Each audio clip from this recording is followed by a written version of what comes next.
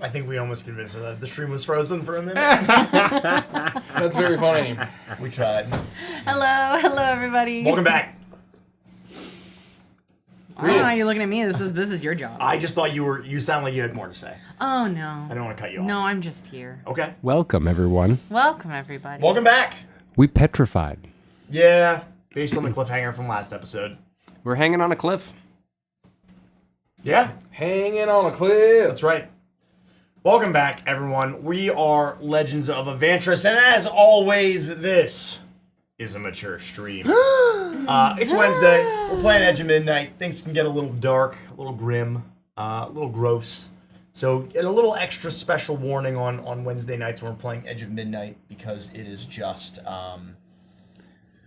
gruesome. We once fought inside of a large butt.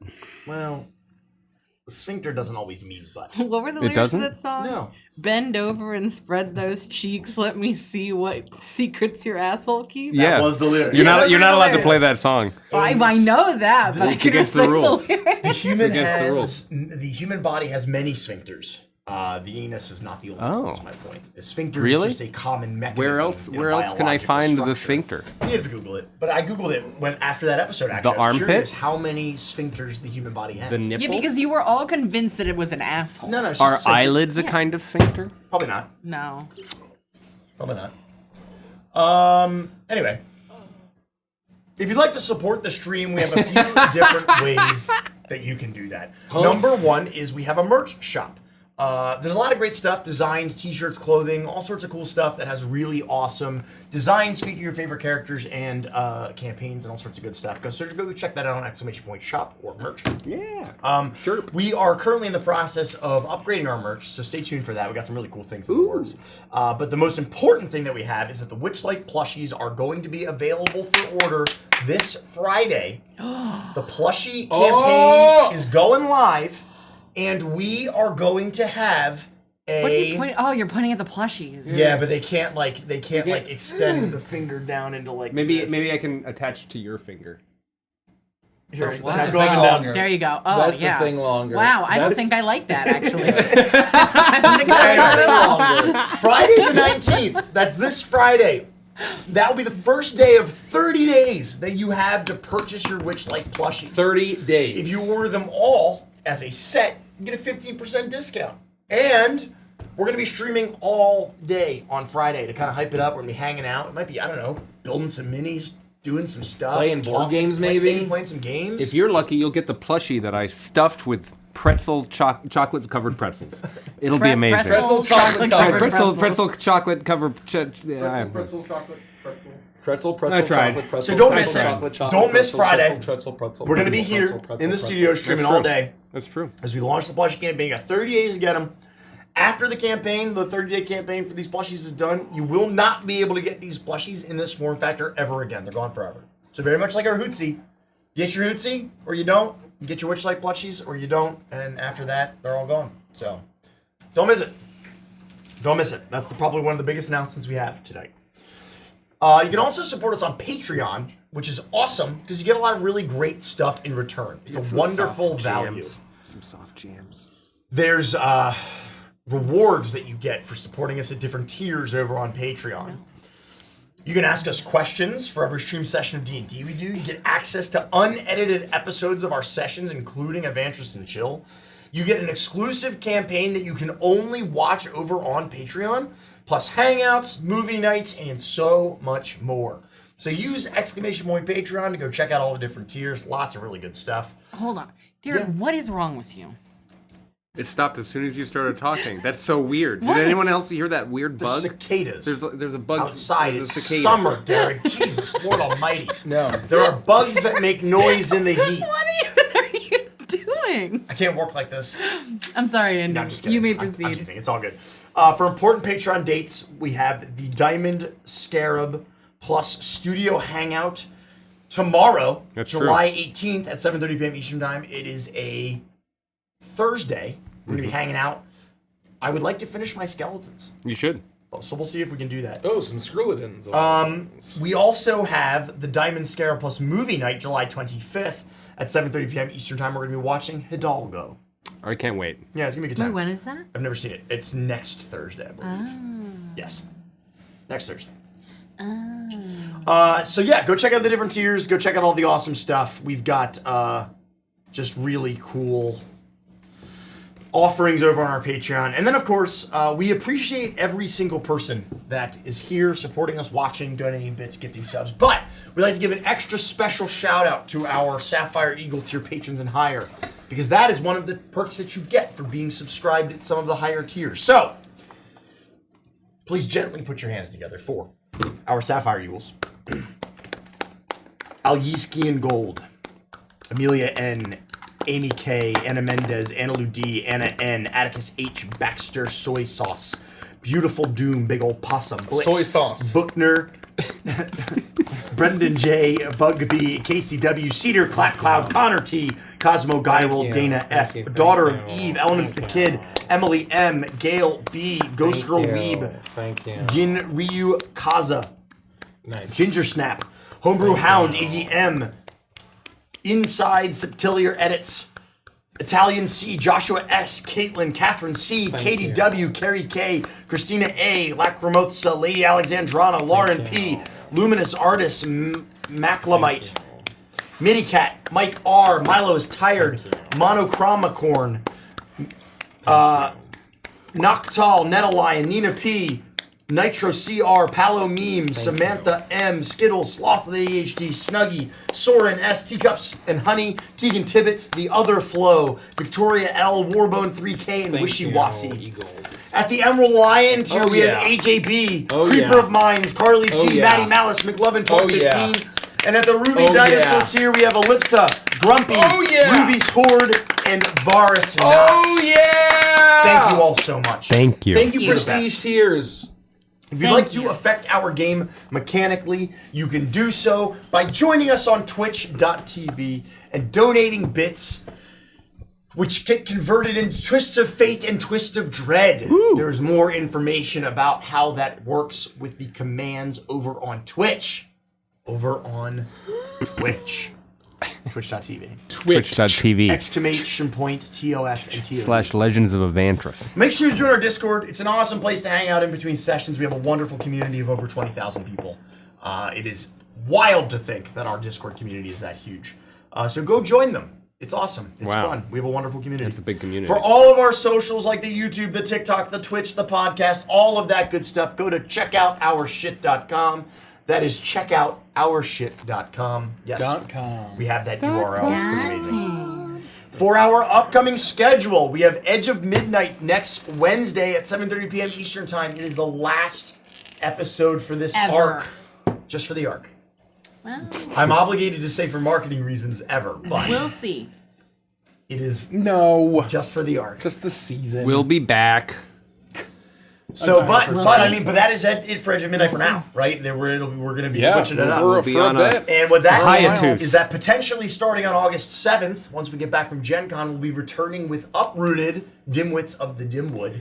I say potentially because the last time that I was overzealously saying it, Rich all of a sudden said, we'll see. So, Well, potentially. Something cryptic about Shaw. Potentially, we'll be returning on August 7th with Uprooted. maybe.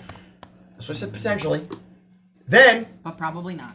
Shroud over Salt Marshes Mondays at 7:30 p.m. Eastern Time, unless otherwise stated on Patreon. We got Beneath Dark Wings this Saturday, July 20th at 2 p.m. Eastern Time. We're going to be playing all day. It's really fun. And then we got Icebound Friday, August 9th at 7:30 p.m. Eastern Time after Gen Con. It'll never not make me laugh. It'll never not make me laugh. What? Every single time I announce the next upcoming session of Icebound, especially as we get closer to it, Derek goes, uh-oh, like he forgot.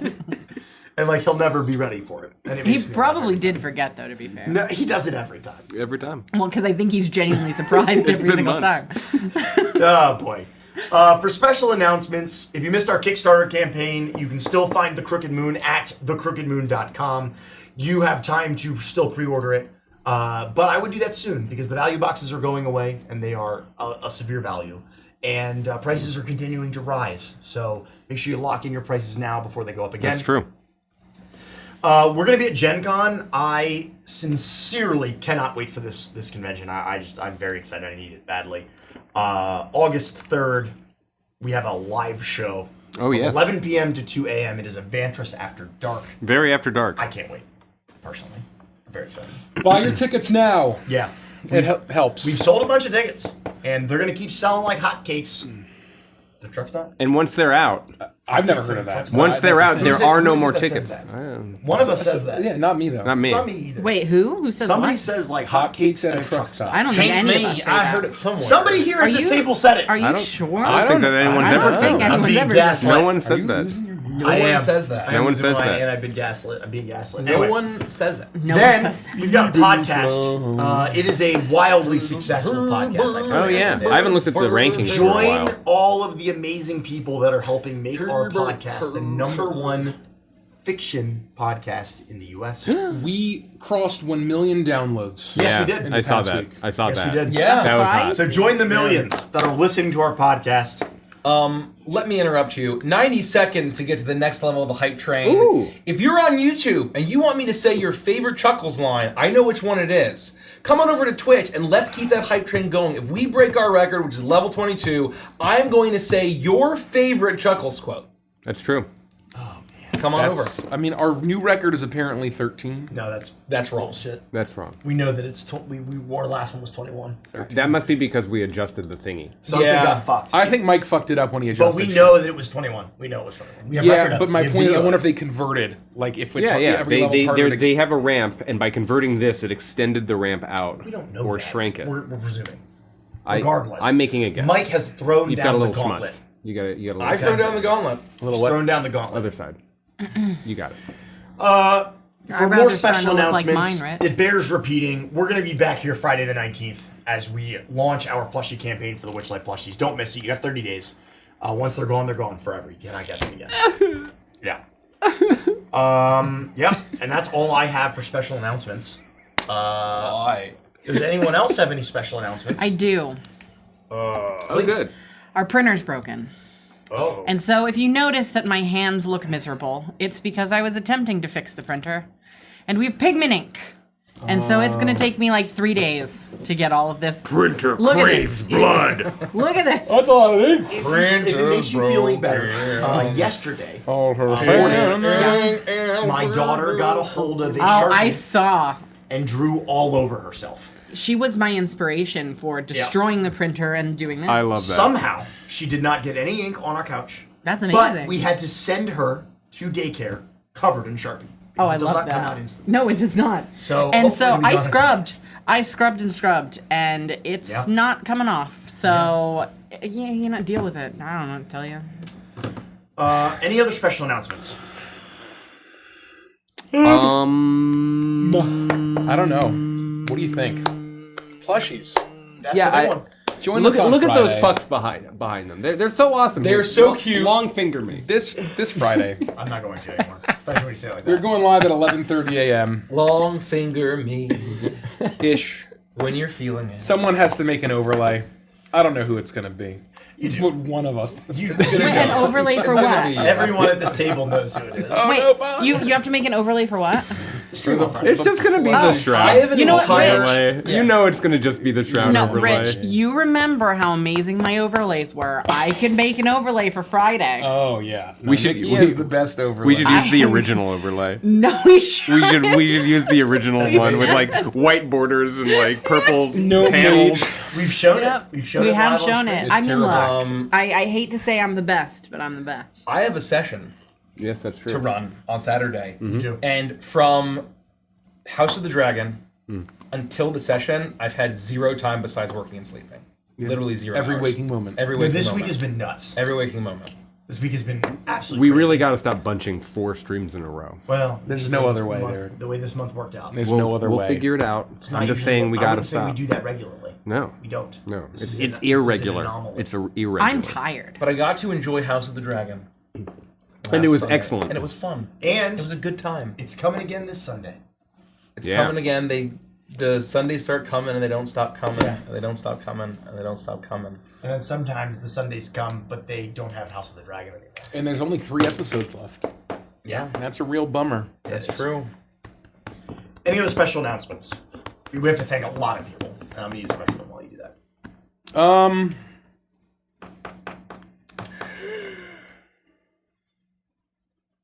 Don't say it. Even Fleur. Don't say it. I'm gonna say it. Oh my god, have you Is that seen your the Eddie meme? Vedder impression? Is that Eddie Yeah, Vedder? yeah. Have you seen every the meme 90s of the Red Hot locked Chili in. Peppers? Yeah. Oh me, oh my, oh me, oh my, California, California. That is You know that incredibly we're from accurate. California. That's great. That's really good. Oh, yeah, they're terrible. I once read this article that was about, the whole article was about musicians talking shit about other musicians. Yeah. And I don't remember who it was, but the musician was quoted as saying, every time I turn on the radio and think, God, this song sucks, it turns out to be the Chili Peppers. That's brutal. And I don't remember what musician said that. I like Even Flow. It's fun. That's Pearl Jam. That's Pearl Jam. Well, I love closing time. That's Semisonic. I thought we were talking about a transition. I actually do love that song. Semisonic, I love Closing Time. Yeah, me too. It's an Oh, excellent fucking song. It's a Semisonic's great great. fucking song. I can't name a You know single other what? Semisonic song. The 90s polka by Weird Al Oh, it's Yankovic got is one to. of the greatest. Like, it is a perfect encapsulation of that entire decade. What is the name of that song, though? 90s polka, right? Or no? Oh no, that's an It's unbelievable on. song. I know it's on the Yeah. album Running with Because it was Scissors. 1999. It's the one so running it with was. Scissors. I think it's it called encapsula- 90s polka. I thought it I'm was. pretty sure it's I called don't 90s think- I don't polka. think it is. I'm gonna Yeah. look it up. I've got Polka the Power. internet Thank right you. here. Polka It's called Power. Polka Power. Yeah. Polka Yep. Power. Yep. Yeah, But yeah. it's on Running with Scissors. Is the Yep. name of the album. Yep. I discovered him I when he listened to that. did the Amish Paradise, which was fucking unbelievably funny. I posted a video with Amish Paradise in the Discord. It was very good. Our Discord or Our Discord. Yeah. our Discord? It matches up Amish Paradise, Gangster's Paradise, and Shika Noko Noko Noko Kush Tom Tom opening the anime. Excuse me? It is. It matches. Is it a mashup? It's a very good mashup. It's very good. It's very brain rotted, but it's very good. Should we thank folks? We do. Let's, We have let's to thank people. him. Just give him a light thanking. Thank you for the raid and for the thing. Thank you for the Dread Palo meme. We've got 3 twists from Bailey's. We got a $5 super chat from Andrew. Love you guys. I was super happy Derek answered my question on the Derek stream. Let's go. 2 twists from Name Redacted. 2 twists from the Red 707. $5 tip from Flying Shoes Star Wars Kingdom Hearts. I want the fries with cheese. You're welcome, Flying Shoe, Star Wars, Kingdom Hearts. Who ordered the fish and chips? That's 6,000 bits. Holy shit, how many twists is that? 12 twists from Strider1 Fox 2. 5 gifted subs from Sestiva. We've got 400 bits from Where's the Beef. We got a gifted sub from Heaven's Cutie. A twist from That Volvo Guy. A gifted sub from Isabel194. Scroll down, Rich. Oh. $10 super chat from Zanzibar Oh my White. God. Been subscribed for about a month, so barely scratched the surface. Stardust Rhapsody, Uprooted, Witchlight are all amazing. Looking forward to getting the rest. Thank you so much, Zanzibar. 5 gifted subs from Prince Punk. $5 super chat from Andrew. Love you guys so much. Thank you for making my days brighter. 5,000 bits from Cobalt Blue Waters. That's 10 twists. Thank you so much. 20 gifted YouTube memberships from Tracas. 023. I can't believe there were 22 500 bits, 1 twist from Squid Sours. Keep going. A dread from Prince Punk. A twist from That Volvo Guy. 2 twists from That Volvo Guy.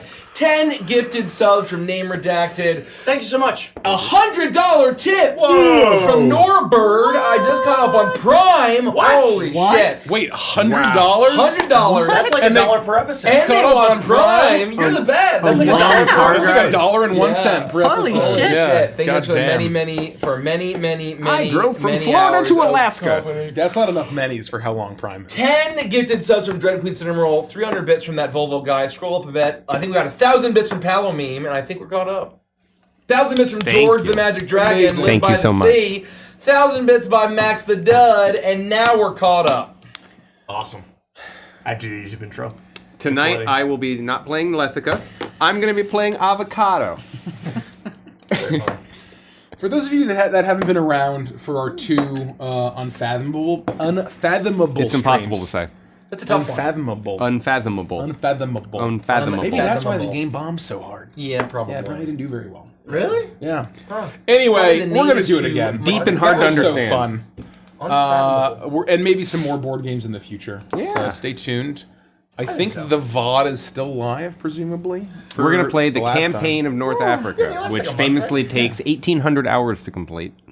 Wait, Jesus. what? There's board game? There's Or a, like a board war game game? that it has the longest playtime on Board Game Geek if you sort by my God. top, and it's apparently like months and months and months and months, and you're down to like if you're playing the Italians, you have to like calculate how much flour you have so that you can make pasta, so that the army reserves have the fucking pasta. Like it's that level of simulation. Holy But when they shit. say like 18 months of playtime, do they say like if you play every day, once a week, a couple times a month? Like, do they? They just mean raw hours, not 18 months. They mean like 1,800 hours of play. Oh, I thought you said months. I don't know why I heard you say months. I tend to slur and mumble. That explains a lot. Yeah. Okay. Anybody want to, you know? Let's avocado.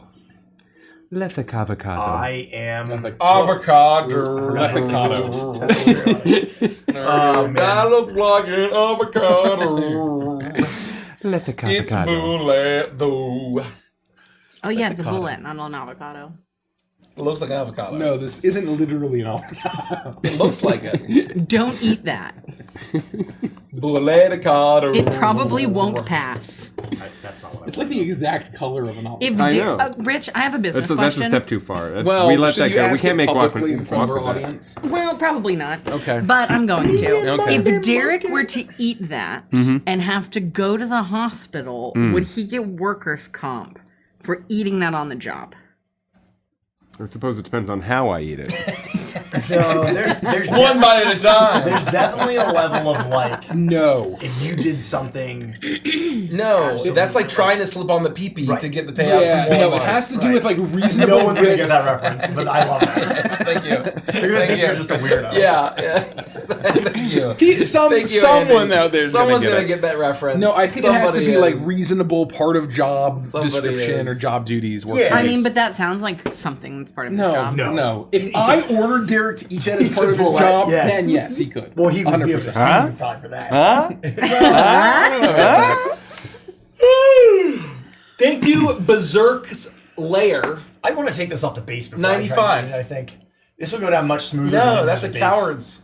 That's a Yeah, coward. that's the But coward. then No, you- the base would make it easier. I think the base would help the claws not to tear up your esophagus. So my pitch is that you do separate it, and then you get a bowl of cat's milk, not cat's milk, but milk that a cat drinks, and you dunk it. You dunk it, and then you bite into it like the mouse from the Aristocats. I'm not picturing Mikey milking cats. So just regular milk, beef milk, You could have just regular said beef milk for cats. No, beef, you fry it beef in milk puppy for lard. cats. And you buy a puppy lard. Yeah, Top with slices of avocado, and you're I'm good. upset. I'm upset. Cat's milk and puppy lard, folks. that's our new band name. Puppy lard. God. Well, Well, now that we've completely destroyed our audience and viewership, Yeah. let's do the YouTube intro. canceled. Well, I have to pee, so Well, You should use the bathroom. Milk with the puppy I lard. don't need to be here for the I love Red Hot Chili Peppers. Oh me, oh my, oh me, oh my, California, California. Did you know that we're going yet? That's amazing. They're terrible. No offense. No, I mean they're no wrong fun, but No wrong fun, but what? No, I. It's not. Thank you, Berserk's I can't make Lair that joke on 95 for 1,000 bits. Thank you, Palo Meme, 1,000 bits. I'm gonna start ordering cat's milk now. Can you do that? Well, they're gonna say what, and I'm gonna be like, milk that cats drink. That cat's drink. And they'll be like, Oh. That's just So any milk. They'll file in the back. I didn't understand I don't you. know. This guy's a In the fucking freak. Aristocats, it looked special. It looked so Because good. it's usually cream. It's not It was just cream milk. then. It was the cream in the dish, and then that fucking rat thing dunks that giant cracker and eats it. I don't remember And a single You don't thing. know? I've never no seen- way. Besides- Chat knows what I'm besides talking that- about. I've never seen Aristocats. I Aristocats. don't think I've ever seen. I've never seen it.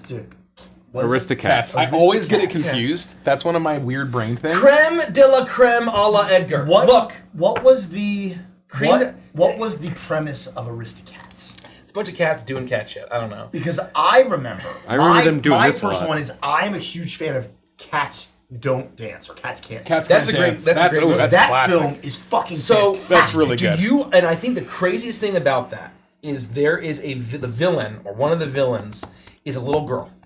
Yeah. And she has a full-blown Broadway number villain song. Yes. And it is a little girl that voices it and sings it. Wow. You So know, no like singing voice. no. Wow. It is a little girl that fucking acts and voices it, and that shit's impressive.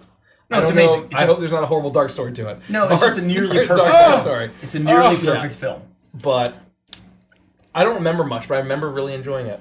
But anyway, there's a big old cracker, and the mouse ate it. It was a dish for the cats, and he dunked it in, and he ate it. And it was so I'm good. watching the GIF in the Discord right now. Yeah, And people are also talking about Monopoly and whether they like it or not. Monopoly sucks. I'm not sure how Derek, they got get on off that topic. Discord. No, it's here. No, you're banned from Discord. I no can one be cares. on Discord. No, It's fun. No, nobody cares. I'm attracting members to our glorious no, community. It's so don't positive. join it. Don't join it. You don't need to. What? Should we do All the right, YouTube well. intro now? Bye, everyone. I've been banned.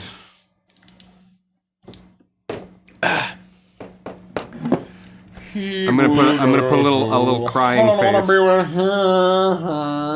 I love your guys' impression of Eddie better. Oh, I do have an announcement. That's my hoot hair.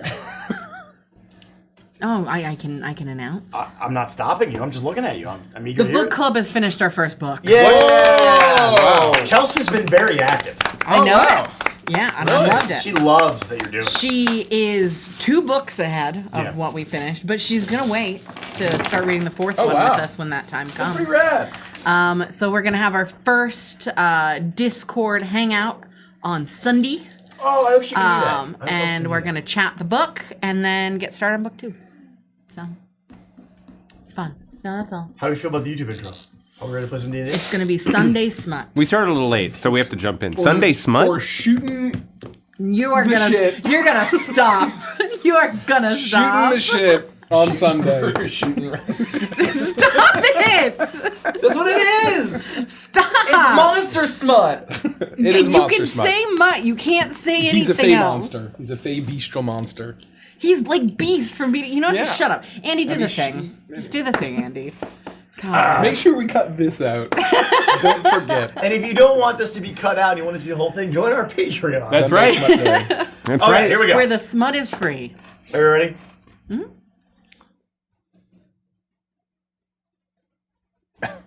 Michael. I'm trying to turn on Do Not Disturb. I don't know how iPads work. You can swipe down from the Swipe top. down from the top. Oh, no, From the middle. Your Gino updating it. Actually, it has to be the corner. It has to be the corner. It has to be the right side of the corner. top. No, the right side. No, of no, the no. top. It has to be the There corner. are two tops. Listen right to me. corner. Like The right look, corner the right at the corner. top. See? There you go. Oh. Now turn on different Do Not tops. Disturb. Is that focus mode? Probably. Okay. Oh, you think that's bad? Remember the time we went to Innsmouth and joined the Esoteric Order of Dagon? Yeah, all I'm saying is you guys would have won that game if Admiral Ishmael had been there. Yeah, That's true. 100%. If That's I had true. been Ishmael, we would have 1000%. been fine. Shit. The Everybody ready? Esoteric Order of Dagwood. Okay. Good evening, and welcome back to another episode of Edge of Midnight. We would absolutely love it if you would like this video, subscribe to our channel, and check that bell so you never miss an episode. And of course, while you're doing that, I'm going to read some comments from last week's episode of Edge of Midnight. Quote number 1. I'm glad your Grimm's legacy is still going strong. Fool me twice. That's funny on multiple levels. That's that I very can't funny. explain right now. Quote number 2. Nikki's face when Marius said, I know you're panicking, but if you're a witch, I'm going to yeet you off this balcony, is so funny after finishing the episode. Quote number 2. Thanks, Evantris. You provide so much entertainment and laughs. No, thank you for being a loyal watcher. Thank you. And my favorite quote from the video, spaghetti. Thank you. As always, make sure you leave a comment below, and maybe yours will be read next week. In the meantime, if you'd like to support the stream, you can become a YouTube channel member right here on YouTube. You can check out our merch shop, where we got a lot of really great stuff. Become a patron over on Patreon to enjoy Shroud over Saltmarsh. It's the only place you can watch that campaign. And make sure you pre-order your copy of The Crooked Moon at thecrookedmoon.com. Go do it today, now. Thank you. Thank you. We are Legends of Evantris. This is Grimsday, and we will see you in the mist.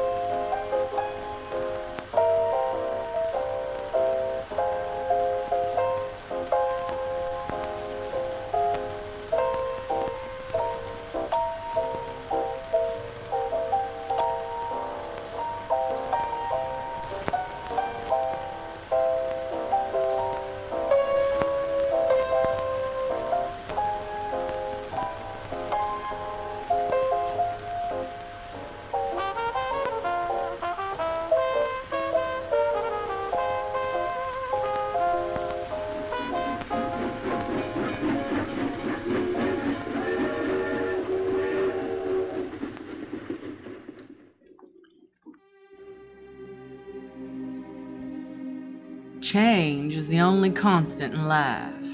Maybe one of the most terrifying things in existence, ripping us away from the warm and golden comforts of the known and familiar.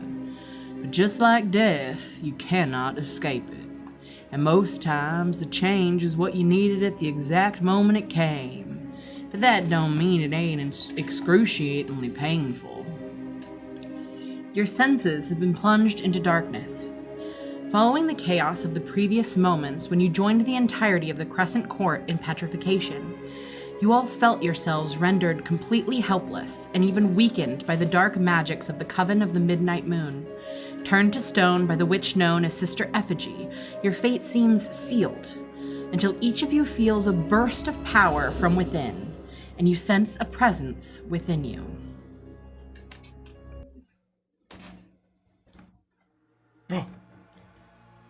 Lethica, you are surrounded by an inky void that's even darker than the darkest nights under a new moon with no stars. Oblivion. This is what your tenants strive for, the tenants of the Dark Lady.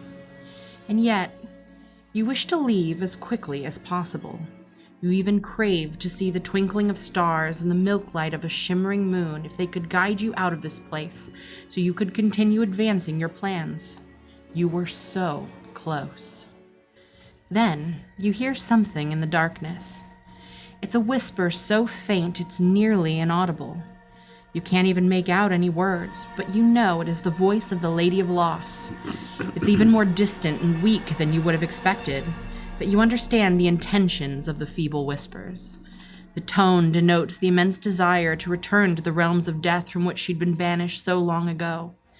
With you, her desired instrument of her grand return. All it would take is the tolling of a bell. And despite your calculations and plans within plans, something happens even you don't expect.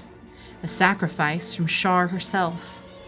The whispers grow fainter as the last fragments of the goddess's power in this place pool above you like a blot of ink as you hear the tones of trust and hope in the final breathy whisper before the darkness shrouds you like a morning veil.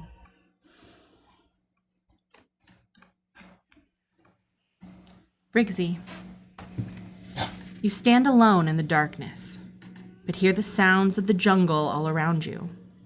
The chittering insects play the symphony of life as you are lost in this realm of death. However, you see nothing until a flash of neon light appears before you and you see a small moat take form. It moves, slowly but deliberately, leaving a trail of glowing neon magic as it moves. It first arcs high, forming the shape of a gateway, and then doubles back, illustrating dozens of runic symbols like the ones that adorn your weapons.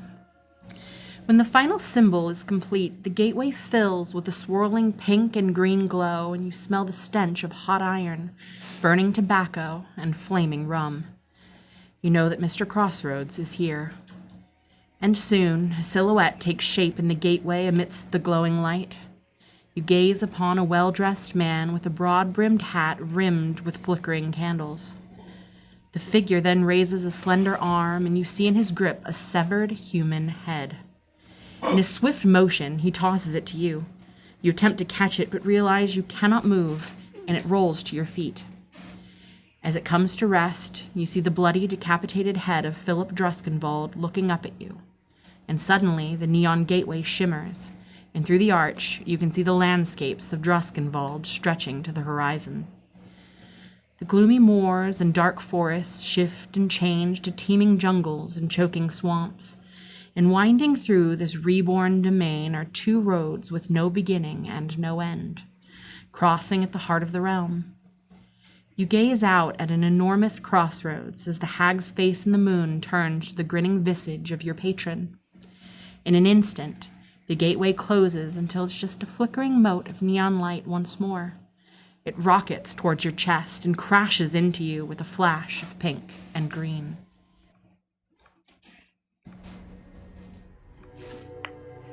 Jericho, you are alone in the darkness, and the loneliness is suffocating. While the still and quiet is more calm and peaceful than you're used to, it feels strange, alien, wrong. You hear the flapping of wings and you see a dark bird land before you, looking up at you with bright orange eyes. It's Virgil, you think. And suddenly, you're relieved that you're not alone for eternity after all, despite seeking solitude for the last several years. Suddenly, the bird explodes and you're surrounded by a surging swarm of feathers and a cacophony of caws and croaks of seemingly thousands of corvids. As you peer through the storm of feathers, you see two shapes take form. One is just as much crow as he is man in shadow, covered in numerous eyes that all seem to be looking at the other shape beside it. The thing in the darkness resembles an avian creature, yes, but you can barely describe or make sense of what you see. It appears to be the manifestation of hate and chaos, and seems to be older than anything you could possibly begin to imagine. It gyrates violently as four wings take form and a guttural shriek rings out, dispersing the feathers. You realize that what's been inside you this whole time has been not one, but two demons, both so familiar yet strange.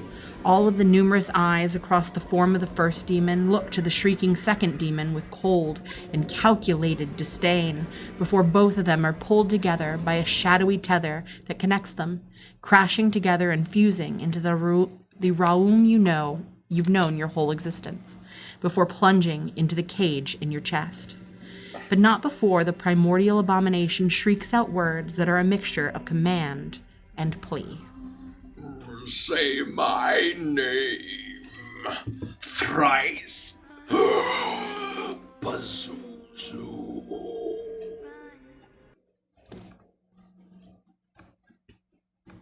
Marius. Wrath consumes you in the darkness after being deceived yet again by the witches of the midnight moon. You curse them in silence as the void swallows you, your surroundings now reflecting the creature of darkness you became so many years ago. You pray for the light of Lathander to banish the darkness. You pray for the light of morning to come and guide you out of this place you found yourself. And finally, as if answering your prayer, you feel a warmth, and you see a rose-colored light shimmering ahead. This is not the rosy glow of dawn. As much as you wish it were, as much as you try to convince yourself otherwise, the smell of rose petals and perfume confirms it. The rose-colored light turns a deep crimson as it forms two seductive eyes that slink through the darkness, circling you like a stalking beast.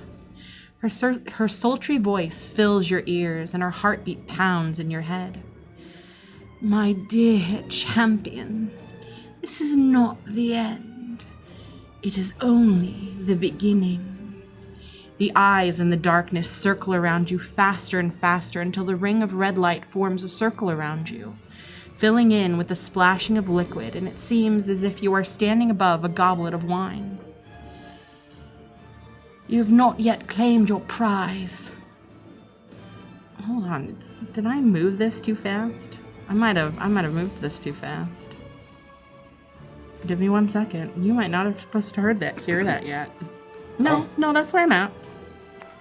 I got scared.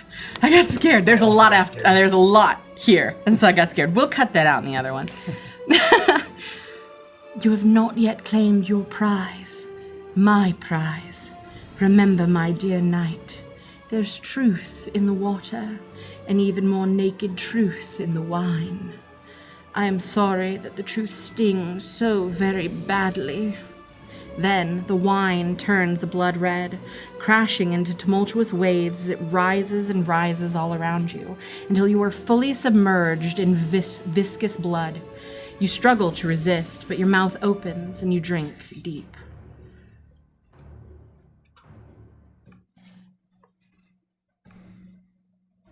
I spooked myself because I was like, oh God. Spooked me too. Your senses return to you as a thin cocoon of rock crumbles from each of your bodies, and you can finally move once more, your dark gifts returning you from the brink of an eternity of stone. Moonbeams pierce the grand windows and bathe the ballroom in an eerie glow. You look around to the hundreds of statues and realize that only you four have been spared.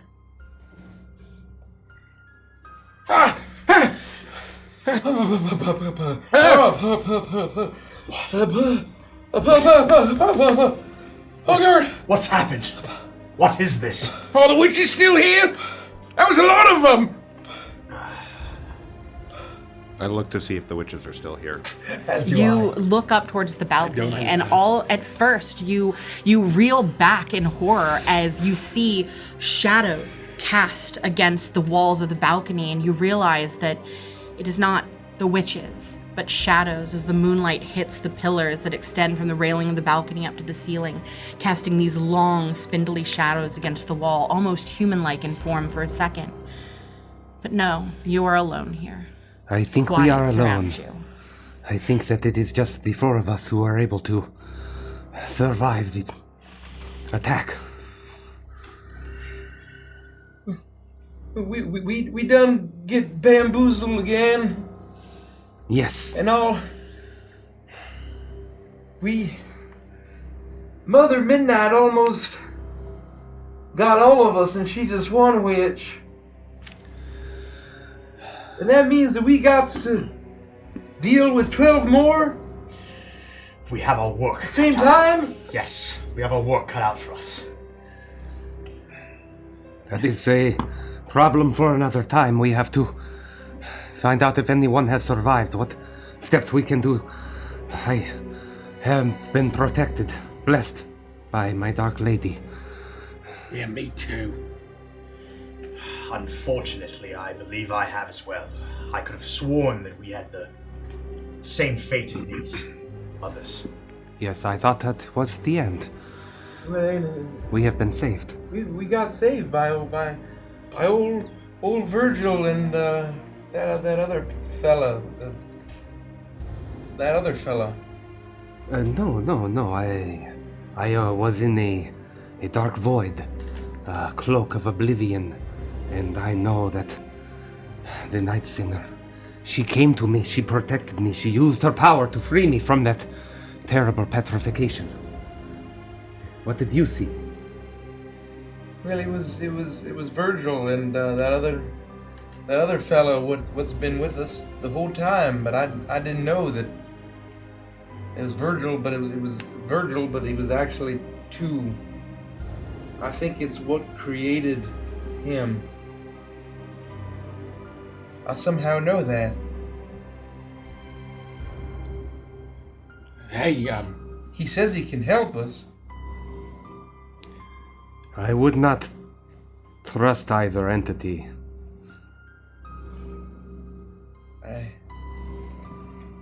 do you think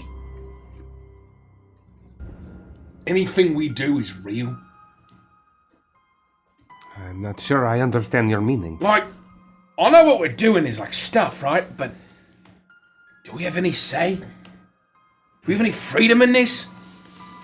At this point, it feels like we're fucking puppets on strings to various spooky bad guys. I would concur with you on that one. Yes. Now is not the time to despair. Now is not the time to act as though we have no power, act as though we have no choice. Oh, but they're all dead. Are they dead? They are frozen as statues made into stone. Can we fix them? Can we fix them? Is do we see Colette there? Yeah, you're standing next to the tiny statue of Colette. You can see that she, in the moment of being frozen, has a look of horror on her face as she was reaching out towards something, someone. I'll kneel down. Gazette, are you in there? Give us a sign if you're okay. Was I too late? And I'll like look into her stone eyes, her stone face. Roll a perception check. Fuck, I forgot we have dice in this game. That is a 12. You look into the unmoving, unblinking eyes of Colette, and you see nothing. There's no rise and fall of her chest. There's no warmth to the stone. It is and looks to be nothing more than a spectacular likeness of the little girl that you knew before. But if you hadn't been here to witness what had happened this night, there's nothing remarkable about this statue that would lead you to believe that there's a life trapped inside of it. Perhaps this is just some curse. And curses can be undone. At least most of them. Yes, we may find a way to fix this. It is a terrible coup, and we should have anticipated it, seen through the masquerade. But I admit my eyes were blinded. This curse sucks. You ain't whistling Dixie, Briggsy. Do I recall if the name of the witch that shot the petrification blast out was named? Was You had seen them talking to each other. 3 of them had been communicating back and forth, and you know that one was given a name. Okay. I Sister Effigy. try to remember. Oh, yes, thank you. You could have just asked what her name was. That was what I was endeavoring to wow. solicit. Sister Refugee. She did this to all of these people. And there are 11 more. We cannot face them all together.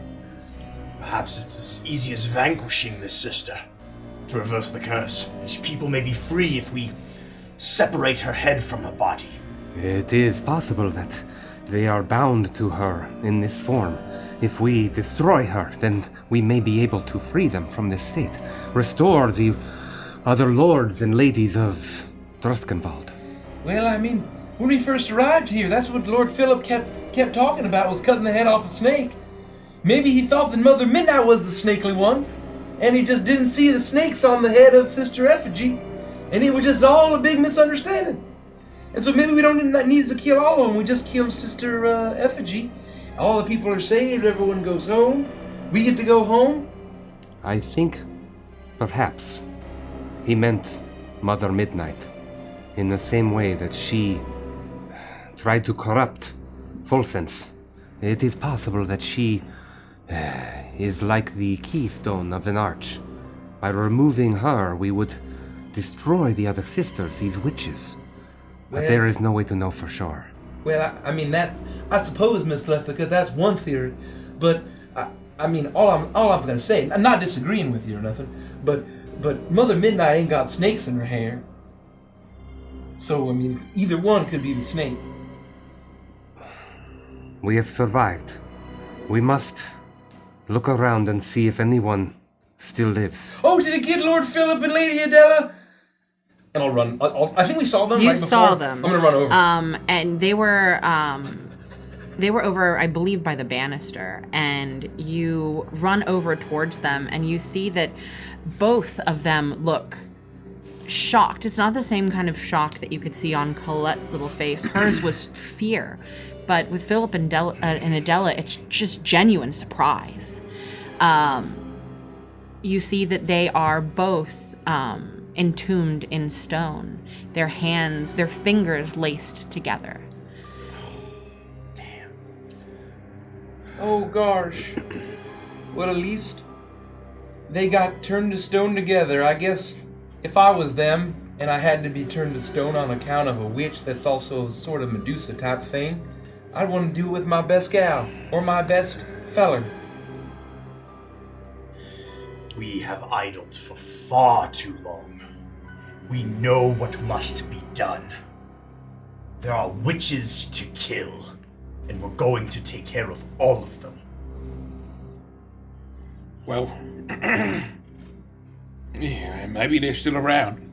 You know, if they stuck around, you know, just to take a little nap before they leave, maybe we can sneak up on them. Kill them. We must be on our guard. We do not know if they have left. Yeah. Virgil would know what to do. Virgil, come on. Give us the word. The bird is the word, and use the bird. So tell us the word. Oh no. I think it has Virgil. What do you mean, it has Virgil? I think. Or Virgil's not quite himself, or it's the other fella. It's the other feller. The other feller can help us. I think he can fix it. Wait. Who? Who can fix it? The other feller, what's be trapped inside? Not the bird, but the one that replaces Jericho from time to time. I thought that was Virgil. Aren't they the same? Maybe I'm not following correctly. No, they are. Yeah, Virgil's the crow, but it's turns out what I thought was just Virgil was actually two demons. There's another entity. 2 demons? Or two parts of a whole. I'm sure there's some metaphor that I'm missing here. Two sides of a coin, two hemispheres. Well, how can he help? Can he just fix it all? I mean, I don't think Crossroads has that ability. See any Crossroads around here? No. Virgil said that I shouldn't trust it. Right, Virgil? Let me get this straight. Oh, girl. You shouldn't do it. You're telling us that Virgil is telling you not to trust someone. Yeah, Virgil's not quite fond of the new feller, who I guess isn't the new feller, is actually the old feller, like older than all this. This is rather concerning. I turn. Is Lavinia there? Oh You roll an investigation check. no! You actually remembered her name. I'm so impressed. Oh, a fool. Brutal. You know what? Fuck it. That's enough. It just takes a long time. Yeah, It I'm just takes a stumbling. long time. I You're, stab you're while it's stumbling happening. through the Take darkness. 15. You trip over the stone foot of a gentleman that you didn't meet, and you slam into the huge form of the Iron Maiden, Be frozen careful. mid-conversation. Do not break any of them. You move backwards and stumble into the tall cat man that you had met. Methuselah. Yes. You stumble forward even further and you stumble over a small rat-like woman in almost like a scientific outfit. She doesn't even fit in this place, not wearing a masquerade outfit at all. But here nonetheless, as you stumble through all of these people, you eventually find yourself They're dead. Oh yeah, she's dead. you stumble past Maggie McDuff, Oh, who she's dead is too. not even looking towards the balcony. She is almost hunched down, peering over with her hand towards her head as if she's trying to peer through the crowd, probably looking for Colette. As you eventually make your way probably where you should have started, near the food table. And there, standing by the cakes, holding a stone cupcake aloft, is Lavinia. Oh! Olivia, they got you too! Don't get any ideas. What? Nothing. I'm consoling the stone statues of Philip and Adela. I'm not there. Oh. We're gonna share that cupcake as soon as you're better. That could be true. That's not a bad idea. And as I'm walking back, I'll sort of like tap her on the shoulder, and then I'll start to come back. And as I pass everyone that's presumably dead, I'll look at the Iron Maiden, and we'll share that pint. And then I will rejoin my friends. I am not working, but praying over Philip and Adela. And I will whisper. Della, Philip, you brought me to an amazing gift. You delivered on your promise, and I will keep mine. I'm going to lift my mask up just enough to allow myself to kiss Adela on her forehead and leave a small lipstick mark there. And then I will resituate my mask to turn back to the The others. stone is cold against your lips. It's unmoving, unfaltering. And you feel that promise that you make take hold, but her eyes do not move. For what it's worth, I do not believe that they are dead. As we figure out the root of all of this, we'll cut our way through each of them. We'll fix this. I hope you're right. We were restored. It may have been immediate, but by great power we were brought back to ourselves. I must believe that there is a way to save these people. And if there is not, I still intend to keep my promise.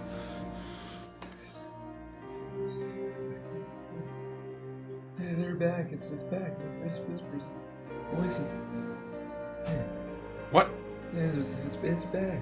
It's back. Are you... Jerry, Yeah, are you feeling all right? we doing? Is that right? Let me eat you some punch. Oh, it's stone too. Stone bowl. Like a stone scoop. It's not. It's only the people in this place that have been turned to stone.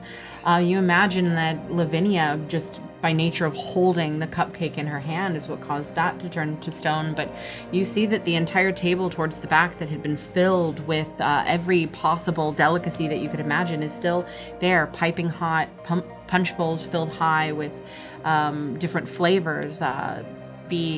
A bar towards the back that Philip had been frequenting, though the bartender behind it has been turned to stone. The shelves are lined with expensive and frothing glasses of ale, I guess. I don't know where I was going with that. Frothy mugs of water. Frothing mugs of water. I'll kind of like raise up and I'll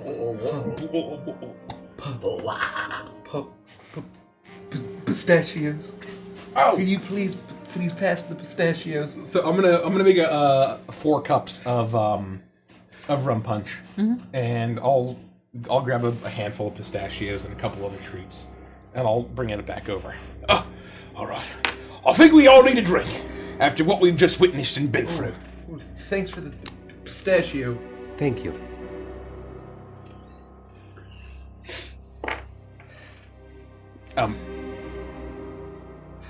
Jerry, Thank you, kind. you should drink your rum.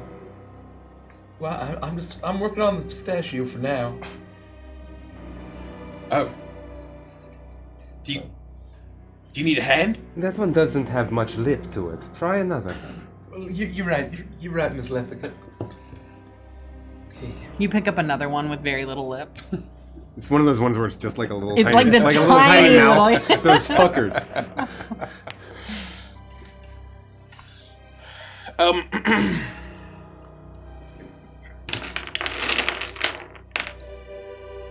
Well, maybe Jerry's right.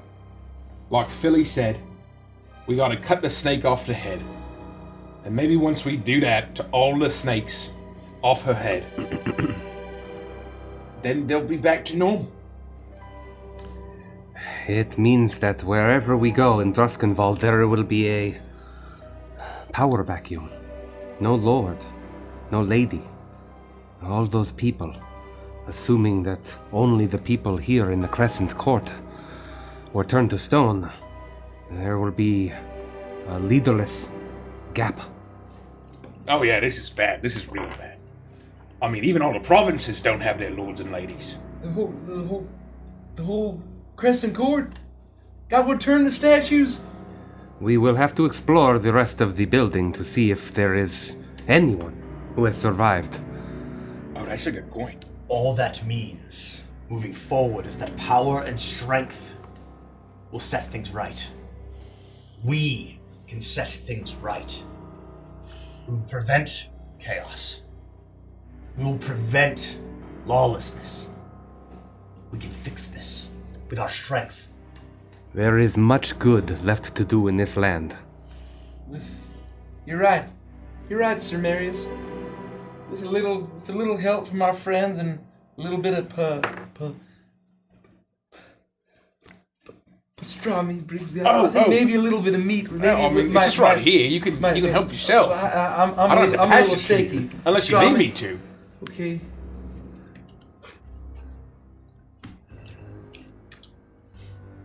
I'll have that rum punch now. Together. This is not cheers or a moment of celebration. It is a moment of solidarity. Wait! Hold on! I reach into my coat and try to pull out the Idol of Kroxigor. Is it still there? Yeah, still there. Ah! Still thrums with power. I hear drums in the distance. Ugh. Well, I mean, the good news is we have this. That's something to celebrate. Yes, I still have the artifact that was gifted me. The death knell in my satchel here. Perhaps that's what saved us. That might have been what protected us from this curse. I have no doubt. It was my Dark Lady who extended herself, perhaps the last of what she could do in her diminished state, to pull me free from the petrification. That may have been what Virgil did. That all them secrets he got from the Archbishop and from Billy and from what we read at Miss Macduff's house. I think he's lost some of himself again. He did it to save us. Oh gosh. I mean, Crossroads did me a solid, too. But I need to admit something.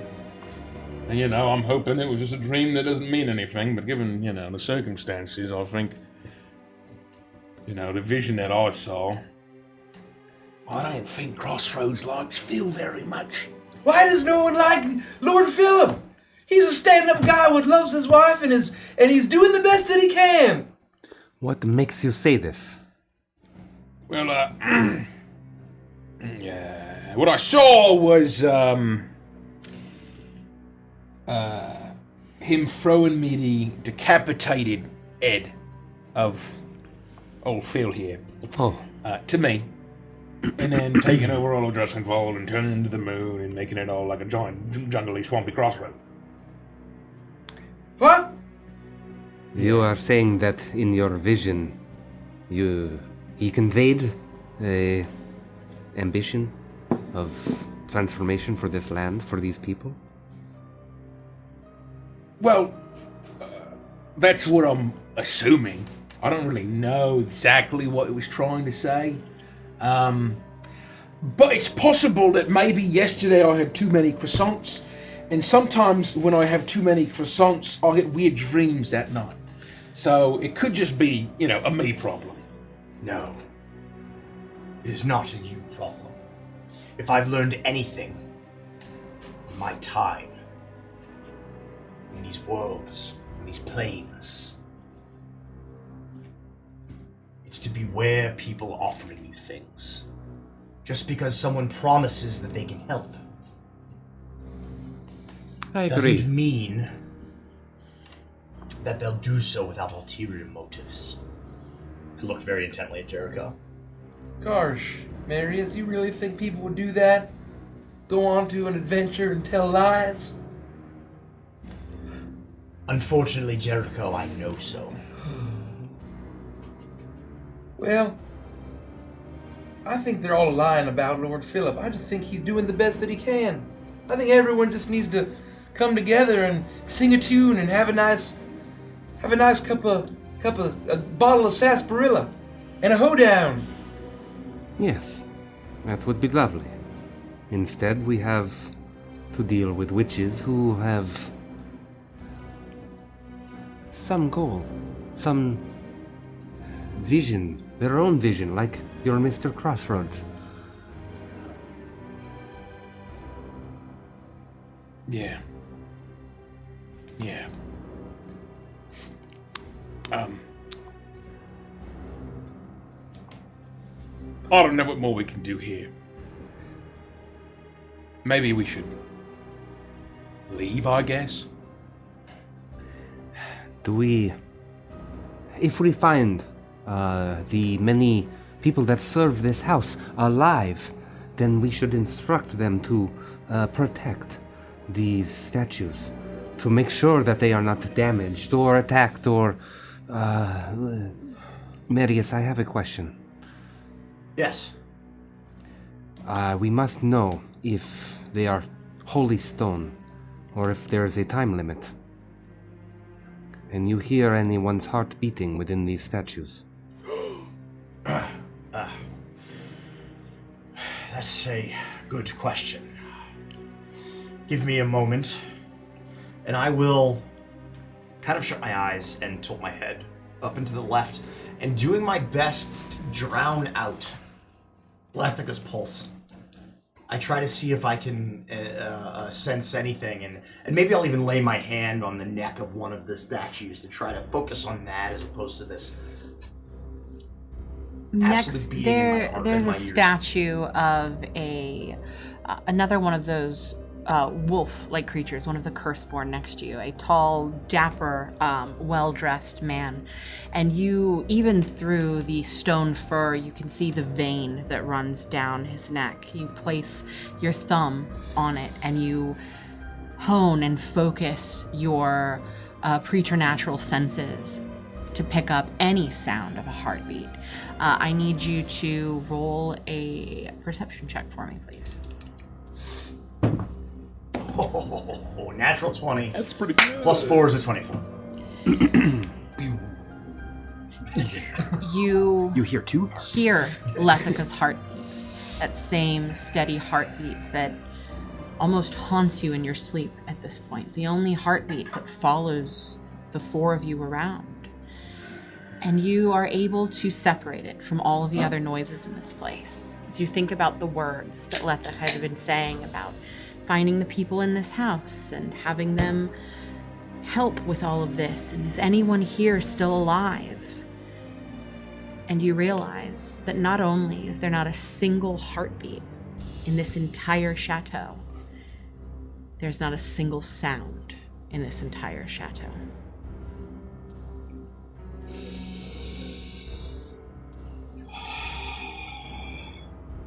It's nothing. There's nothing. The whole mansion. Not even the servant staff? No movement, no noise. Not even Henri? Oh! You are sure that the attack went beyond even this space, this room? It's as quiet and still as death itself. Oh, gosh. It is quiet. Mine is quiet. Let me think. Let me think, please. Well, maybe we should get away from this depressing room. You know, go back to the old common room. Relax. There should be plenty of food and drink. I don't know what they keep in here, but I agree we should go back. We need to get our things, all of them, and we need to plan. There is enough refreshment and food there, we can survive. Not to complicate matters, but not quite feeling myself either. It's as if something is wrong. Maybe we just need to lay down and just put a panini to go. Maybe panini to go would do me fine. I didn't. I mean, I could go over and load some up on a tray. I didn't grab any paninis. I figured that was a little too heavy. Oh, I could maybe use it after the day we've had. Yeah, all right. Just don't say panini 3 times. My strength has waned. My throat is dry. I'm worried if it's my condition. As Marius says these things, you all think about how you're feeling. You all feel weaker. You don't feel quite like yourselves. Something has changed. What it is, it's hard to tell, but something is different. A little out of sorts. Do you want turkey and what is that? Munster? Turkey and Munster, or ham and Swiss? Ooh. They have vegetarian, but I think you don't want that. All right. No. Can you get one of each? Is that too much? Can you carry that? So, like 2? Yeah, two. All right. If you can't carry it, I'd take half and half. If that ain't too much trouble. The ham for me, please. It is deadly silent. Your voices are echoing. Not even just off of the hall, but throughout the I'll entirety grab a of the few. chateau. And I'll hand the paninis Ooh, out. gosh, thanks. Yeah. Thank you.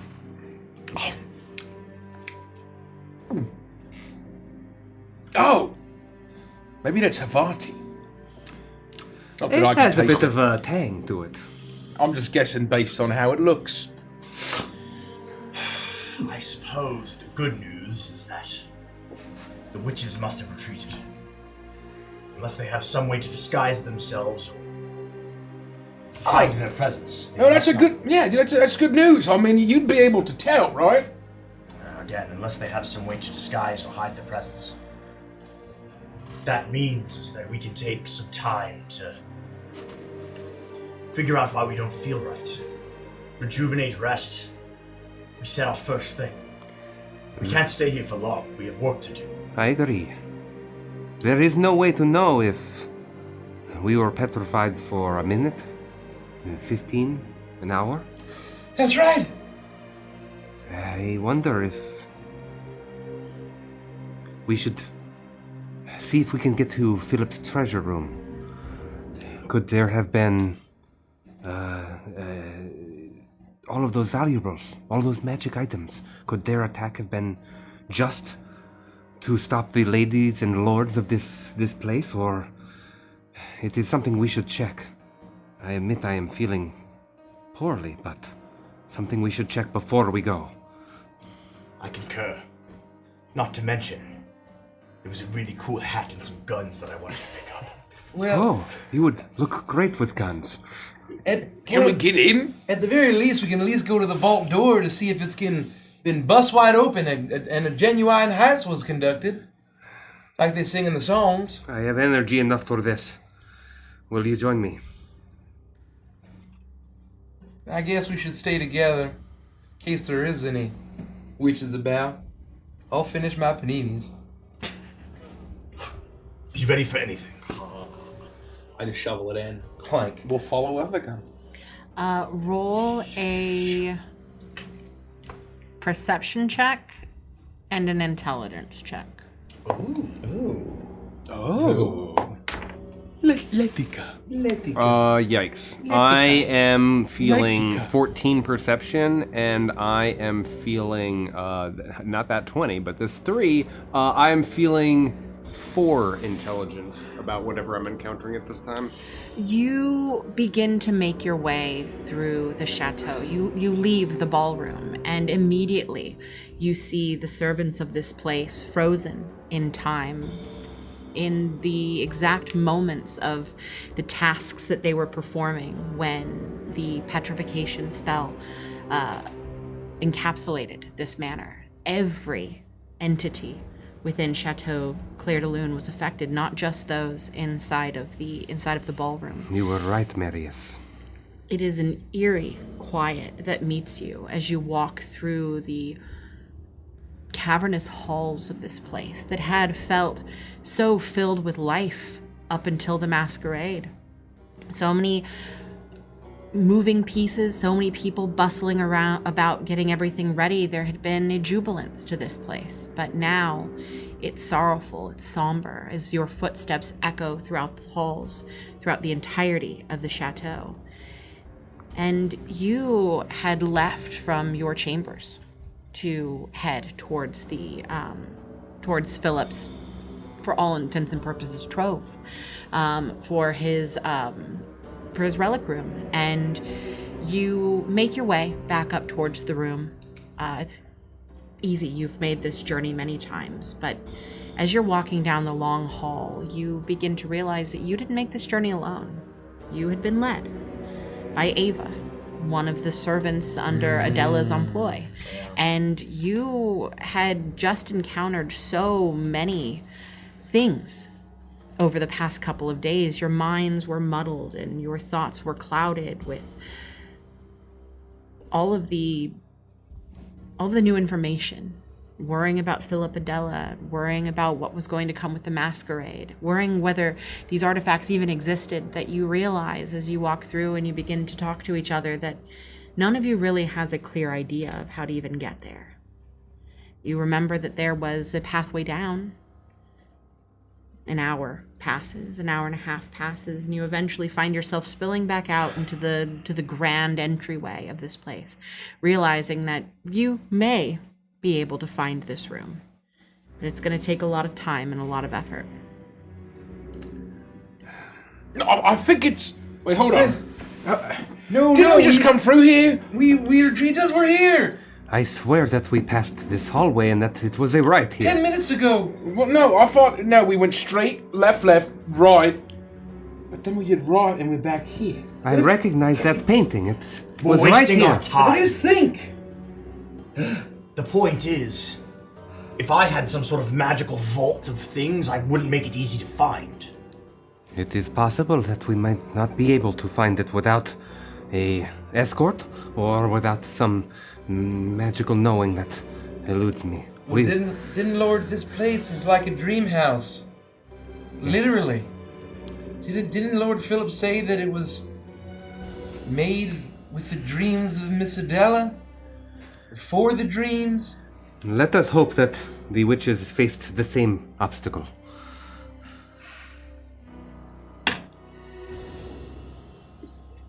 I think they was mostly wanting to not kill. We won't say kill because they're probably gonna be fine, but they wanted to take care of the Crescent Court Yeah. and then go back to their dark deeds done dirt cheap. It's like the natural next step from getting rid of the spooky ghost army. Oh, you're right. And then you get rid of all the lords and ladies of the entire fucking provinces. Speaking of, does anyone recall if we spoke to the lord or lady that potentially knew was having the problem with the sister we need to deal with first? Headmistress Voss. Narcissa, I believe. Oh, yeah. Oh, she didn't like Phil very much, did she? That's a bit curious, isn't it? That is a little peculiar. She was skeptical that his leadership could see them through these dark times, and we now know that she may have been right. Did anyone see her statue in the ballroom? I try to recall in my memory. Ditto. Roll an intelligence check. If we don't remember, we should go back and check. Man, I am rolling like hot garbage. Do you guys try to recall as well? I got a 16. Oh. I will also try 19. to recall. 3. 2. Lethica, you were focused a lot on Philip and Adela.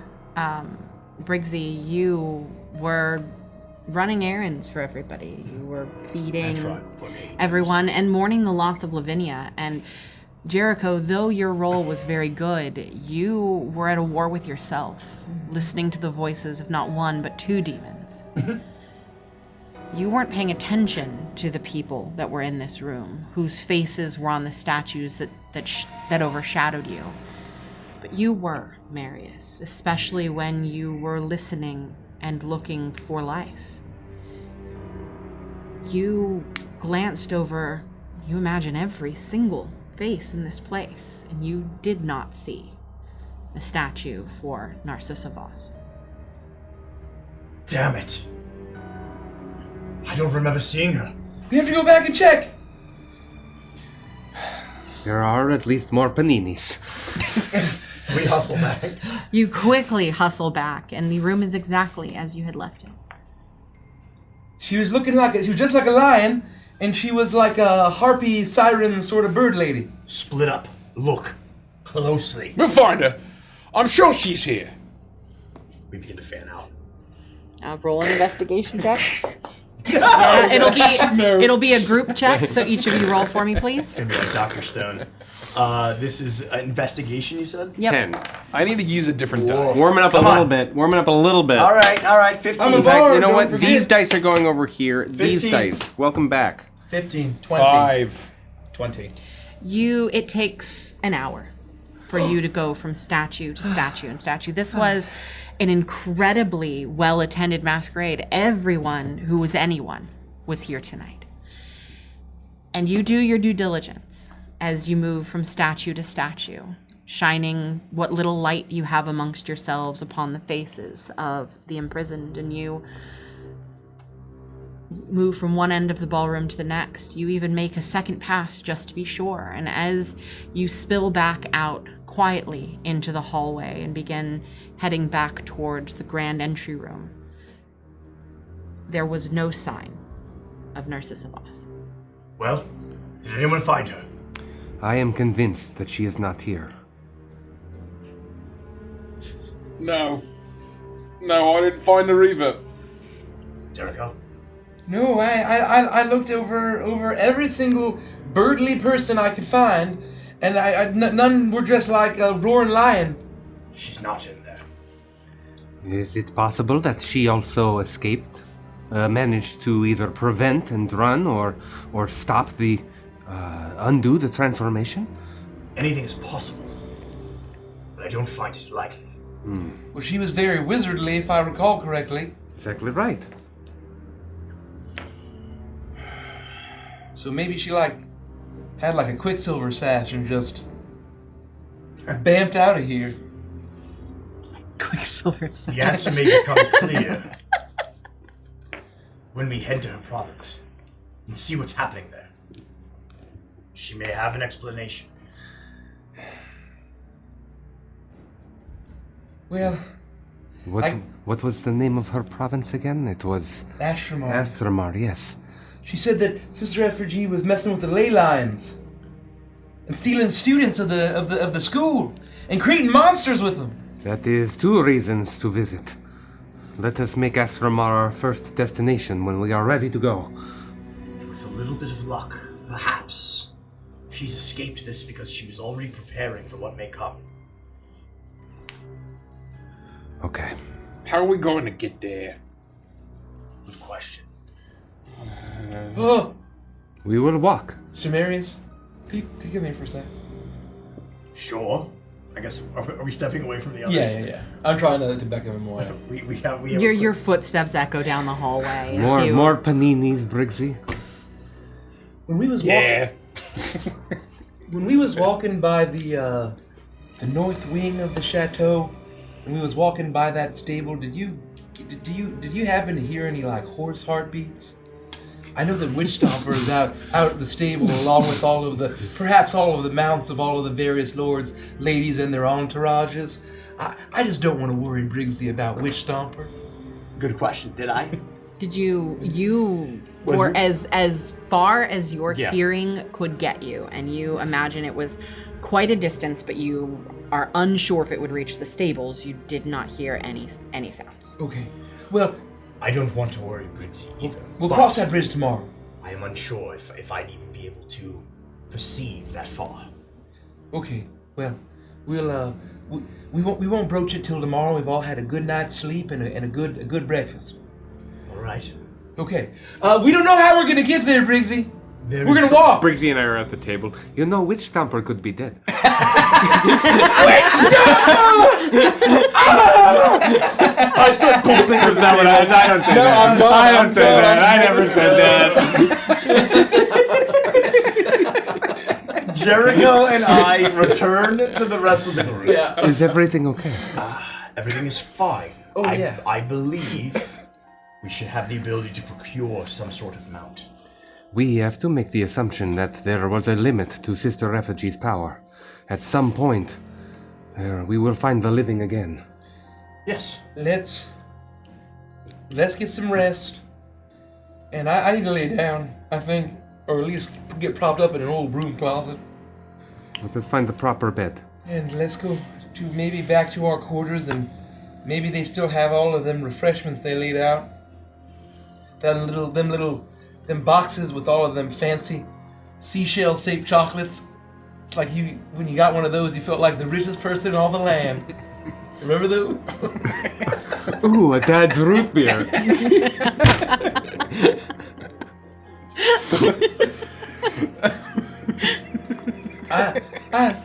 I don't feel so good, Mr. Briggsy. Oh. Let us get some rest. I am drained myself. Yes. We need to prepare, both physically and mentally. We need to make sure we have the supplies that we need. Even in this short time, I feel as though my blade has gathered rust. I must polish my armor, my weapons. Yeah, you're right.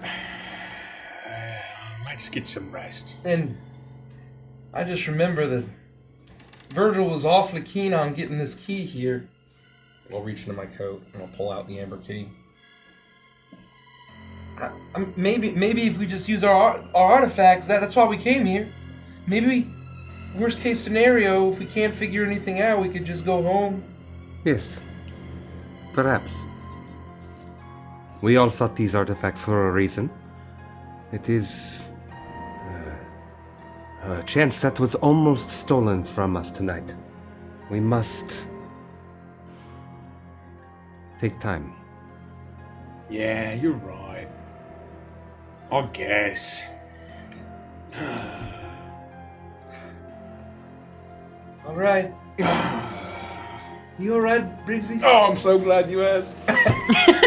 Don't ask him to elaborate.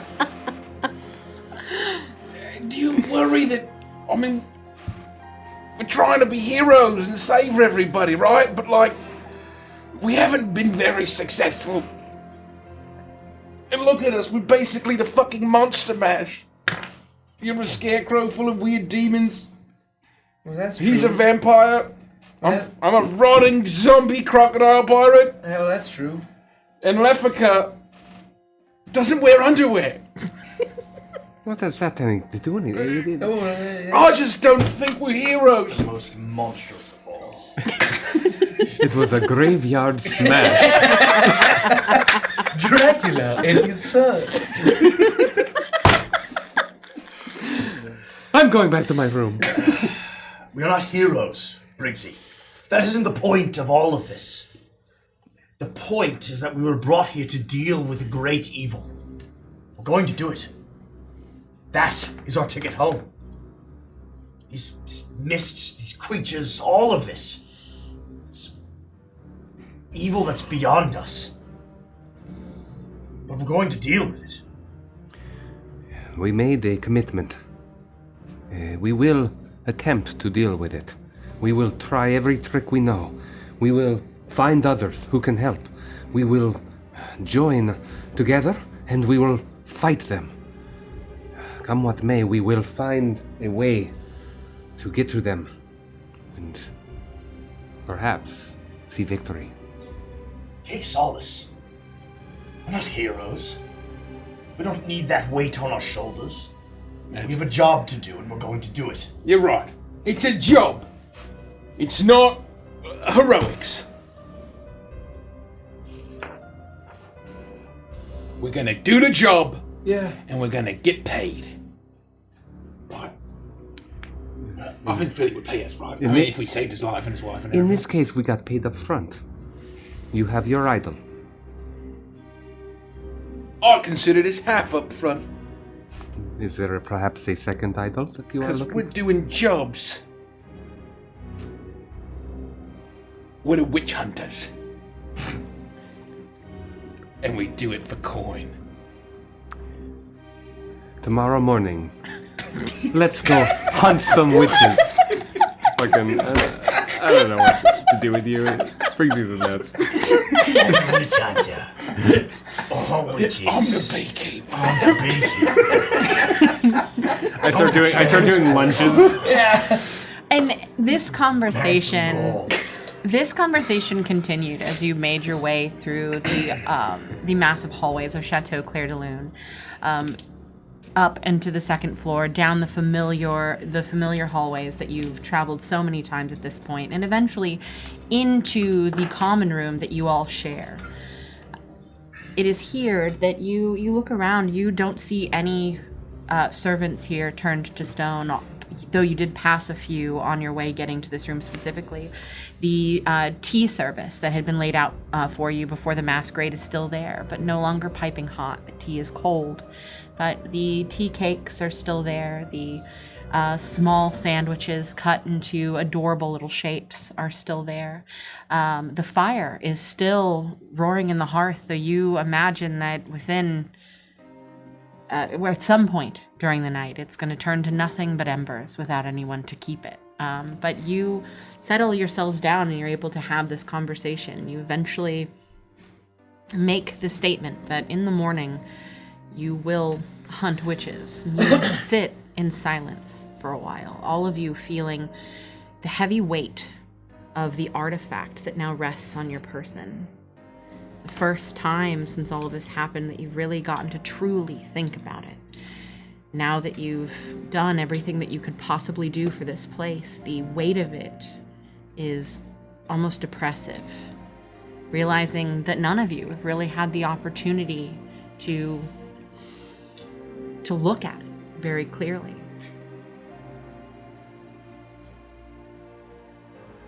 Are we alone? No, you're all still in the common room.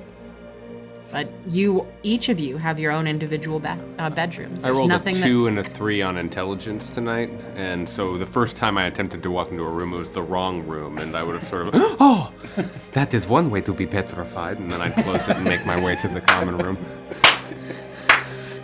Without even a word, Lethica just stands up from the settees and makes her way towards the room that is her own. Okay. And shortly after, Marius, Briggsy, Jericho, you all eventually find your way to your rooms. You sit in silence for a while. And then, Briggsy, you walked by the copper bathtub that is in the adjoining bathroom of your room multiple times. Thought about filling it and how nice it would be to take a bath. Think about the way the water reminds you of the ocean, how long it's been since you've seen the waves. But one thing has stopped you, as much as you would like that comfort, that relaxation. It's the weight of the idol of Croxagore at your side. Can't seem to want to put it down. Not necessarily that something's drawing you to it, more so than just curiosity. This is the thing that you have been hoping for, that you've been searching for, and it's finally there. And yet you don't feel all that remarkable. You feel less than you were yesterday. But you can't stop thinking about it. You take it out, you turn it around in your hand a little bit, you stare at it. It's small. I'll look at it, and I'll look up at the bathroom. Why was my room the bathroom? You're just in your bathroom. No, I know, but what I'm referring to was in the crooked house. Oh. I'm waxing philosophically. Okay. I'll think back, Briggsy. My bad. Oh, Sorry. Briggs. Continue, please. Remember that time? In the crooked house. If you make me spit tea on my laptop, we're ending the session early. Where we all got our own rooms. And I got the bathroom. You know, Briggs, maybe you should look inward to figure out why Spooky House would decide, you know what, that fella, he's awfully bathroom coded. You wax. I do miss the Cedo. Philosophically to yourself for a while as you And I'll- stared down at this idol, and you turn from the bathroom, make your way back into the room and to the hearth that roars there. Staring into the fire, you realize that now is the time to truly look more deeply at this thing. You place the idol of Croxagore on the ground, and the ancient stone... Sorry, give me 1 minute. Oh, man. I really should have more tea. You place the idol of Croxagore on the ground, and the ancient stone of the statue makes a hefty thud as you place it on the floor. While the idol is not very large, you see that the seated crocodile god has its hands outstretched as if to grasp a hefty blade.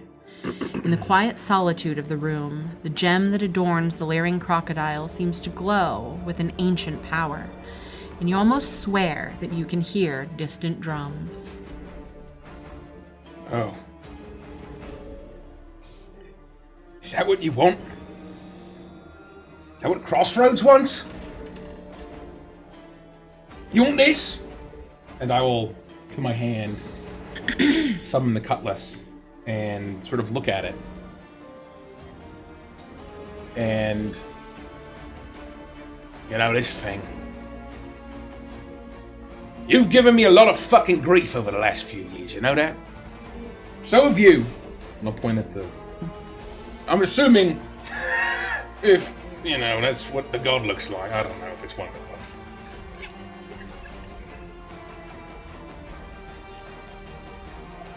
I think I know what I need to do.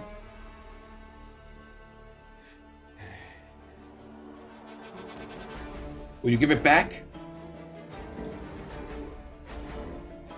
You know, Briggsy, the Cutlass Cratch. You don't need to be the Cutlass. That's not who you are anymore. That's not what I am anymore. Fine. Take it. And I will take the cutlass and I will put it in the hands of the idol. As soon as you place the cutlass into the clutches of the idol of Croxagore, the gemstone eyes of the statue glow with light as the pounding of drums fill the room. You look at your blade one last time before a bright flame flares up and consumes it in its entirety. Oh! With a final bang of the drums, the idol and its gems instantly crumble into dust. Oh! Pain racks your whole body. The agony is so great it feels like you're dying, and you collapse to the floor as your flesh begins to change. The gray, rotting flesh turns bright red and pink as it stitches itself back together over your bones. And even your chunk fills in. The curse of undeath leaves you as your body is restored and you realize you can taste the air.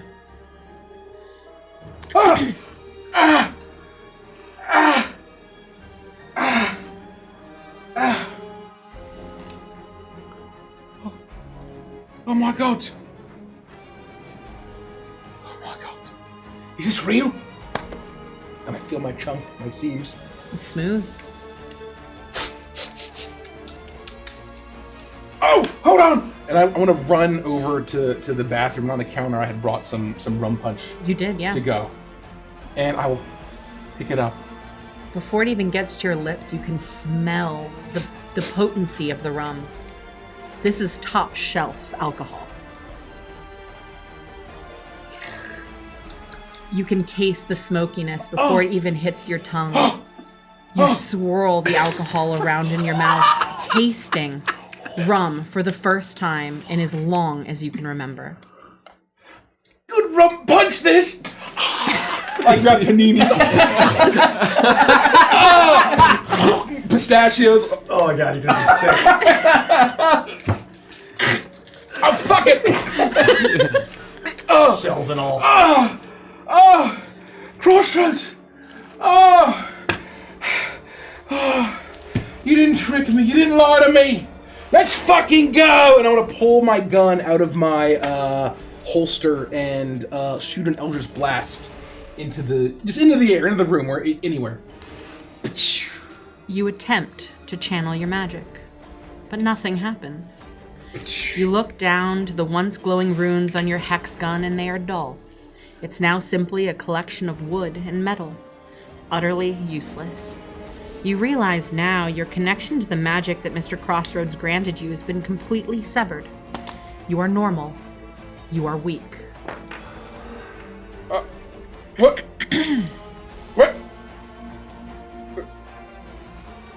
I'll throw the flintlock on the ground. No, I mean, Crossroads. Hold on. This is fine. Are there mirrors in the bathroom? Yes? I want to walk in and look at myself There is a large ornate mirror. as a live crocodile man for the first time in many, many years. And see myself, and it's almost like looking at a stranger in the mirror a little bit. Or like seeing a ghost. And I'm like, well, I'm back to normal, but there's no sword, there's no gun, no sparks. I try to mage hand, and my wrist is just holds tight, holds firm. Oh God, Mary's is gonna freak. Oh, he was just saying all that stuff about strength and power and shit. How am I gonna kill Medusa like this? Oh. Crossroads. Come on, this wasn't a deal, right? Like, it wasn't like takesies backsies if I did this. Wasn't a whole thing that like I'm gonna come and get the idol and then we would be pals for like the rest of the time. How am I gonna help you kill Philip Druskenwald? Like this, and I'm gonna like pick up my old just hunk of wood and metal and just like chuck it on the ground. The sound of it clattering against the stone echoes throughout the room, but there is no answer. Crossroads. Come on, Crossroads. What the fuck? Come on. And I'm gonna go to my things and shuffle through, there's like feathers and bones and various like jars and stuff. And I'm gonna pull out a bottle of rum. And I'm gonna take my punch, my punch glass, and I'm gonna top it off. I know you were around here somewhere. And I'm gonna go through, I'm gonna pull out this like bottle of almost like slightly phosphorescent neon pink powder. And I smell kind of that brimstone and I'm gonna put it in. All right. Oh, fuck! Hold on. And I dig through my things and like, I haven't used this in how long? But in my stuff, I find an old flint and tinder, and I put the glass down, and and the rum will begin to light. All right, Crossroads, where are you? Let's make a deal. You finish your ritual and call out in your panic. And for a moment, you think your calls have gone unanswered. Then you realize there's an extra door in the room that was not there before. You see that it is framed in glowing neon pink and green.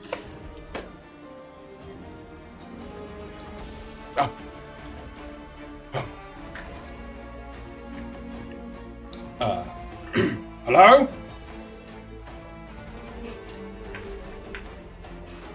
Nice door. I'm like very kind of hesitantly go up to this new door and I will open it. You open the door and are met with a wall of neon light that gyrates back and forth and oscillates between green and pink. You smell tobacco, rum, and hot iron as a voice calls out from within the doorway.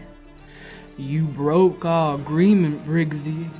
The souls in that sword were for me, and not for that old dead god. But wait, hold on. I mean, how was I supposed to know that?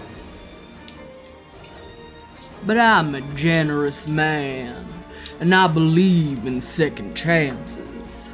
If you want a hope of surviving in this place, you know you need my help, old friend. You'll get your old magic back, and a weapon mightier than the sword. I can be powerful again? There is a cost to power, of course, and we both know that death pays for power. But because I'm so generous, you'll stay whole and healthy and fully alive as you go about the day. You will even keep your taste for the finer things you craved, so much that you will be able to eat everything your heart desires, to the point that you can never get enough. So I can be able to taste and eat and drink and smell? There's no kind of catch? Well, I only ask for one reward. And what was that? Druskenwald. I'm tired of sharing a domain with my dear brother, and this place would make a mighty fine crossroads. Old Philip has been here long enough, I think. But don't worry, you don't have to kill him until after you get rid of the witchy pests in the basement of my new home. So, what do you say, Briggsy? Do we have a deal? Suddenly, an arm extends from the neon doorway, long fingers outstretched for a friendly shake. So, I got my power back. And I get to stay like this. And all I gotta do is kill the witches. And then kill Philip Druskinfold. Alright. You got a deal. We have a deal, one I know you won't regret. You clasp the hand of Mr. Crossroads and make another deal. Immediately, the neon magic transfers down from the door, through the arm, and onto you. You feel pain return as flesh withers and retreats from your hand, your face, your side. You feel your bones becoming exposed as an undead hex afflicts you once more. You begin to feel that familiar Jinxcraft magic fill your being as you harness it again. You realize you can still taste the iron in the air, and the familiar smell of stinking rot no longer haunts your nostrils. With the handshake completed, you realize that Crossroads is holding your voodoo gun aloft. It begins to glow and grow in size. You blink, and where your gun had been is instead your patron now holding a large Jinxcraft blunderbuss. Don't forget that at the end of all of this, you need to use this to blow a hole in old Phil. Don't cross me again. Goodbye. The blunderbuss clatters to the ground as the neon doorway slams shut and the door itself disappears. You are left alone, undeath returned, while you walk the night, and you feel a strong feeling of hunger.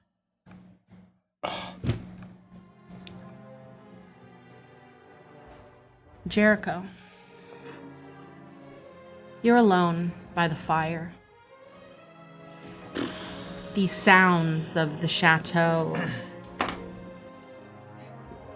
they used to, the previous nights, kept you feeling jubilant, not alone, comfortable, cozy. The sounds of your friends milling about in their rooms, but not this night.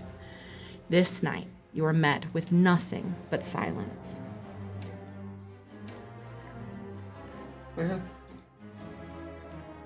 Virgil, I really wish you would answer me. Virgil? Virgil, are you there? I know you're in there. Is that you, Virgil? I know you're talking crazy. I know we had a plan. Once we got this thing, I know you gave me instructions. I don't know if I don't know if I can do it, Virgil. I know that we rehearsed it. We couldn't finish it. Come on, Virgil, where's that weird old ghost scroll? What's with my best pal? Are you there? We had our whole lives together. Well, my whole life. Together. Do I have to use this to save you? Do I have to use this to save me?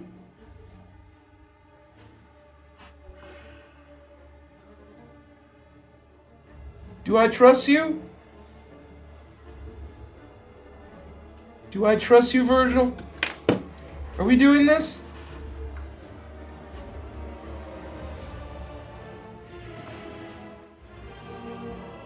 I do trust you, Virgil. We both done some real bad things. But you always stuck by me thick and thin. Alright. I hope this works. And you better not leave me hanging, Virgil.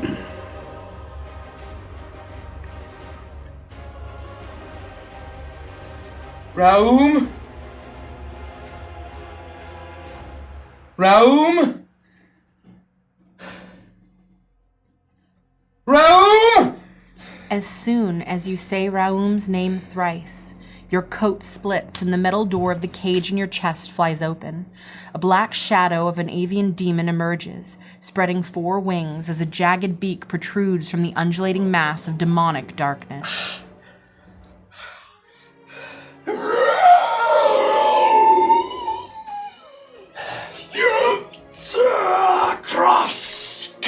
Srecha Pasusu Shakti Srecha Pasusu Krothfa Srecha Ka Noctus Gagoth Kish Shak Ka Likros Reskars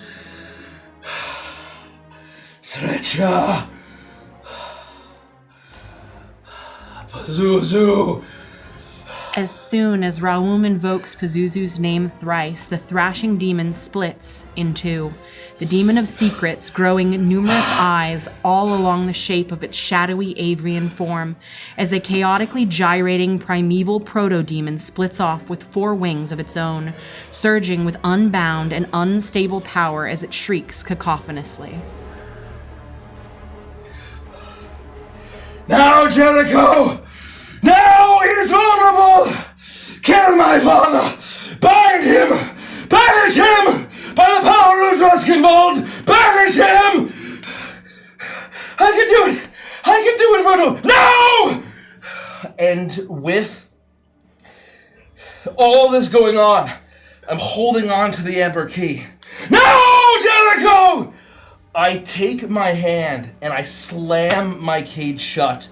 And when I do that, I take the Amber Key and I slam it into the keyhole and turn it. The lingering, corrupted echo of Pazuzu lets out a malevolent shriek that is instantly snuffed out as the door of your body's cage slams, and the Amber Key locks it shut. Suddenly, it begins to glow with bright golden orange light as a slithering dark shape fills its form and pops out of your keyhole, clattering to the ground. The thrashing hate of Pazuzu fills the key, raging against this new prison until the power of the key hums and glows brighter and brighter, changing shape as the darkness stills within. Calm returns to the room as you are left alone. And where the Amber Key had been is an amber figure of 4 splayed wings, humming with demonic power. A darkness fills your periphery as a shape emerges from around your back, chest, and shoulders. A shadow formed into a 4-winged crow covered in eyes. It stretches its wings and leans its head down, looking at you with orange eyes, its pupils shaped like 4 pointed stars. You know the look. This is Virgil now. The weird, gross old crow is gone. The shadowy demon lunges forward to snatch up the amber figure and your banjo, swallowing both whole with surprising quickness. All of the eyes glow and blink along Virgil's form before he coughs up a banjo remade, the amber figure of 4 wings serving as its new headstock. The ritual is complete, and it seems as if Virgil really was 13 steps ahead of Pazuzu. As you reach down to pick up the new banjo, you realize your body has changed. Where once had been limbs of metal and wood, your left arm and right leg are now large crow talons.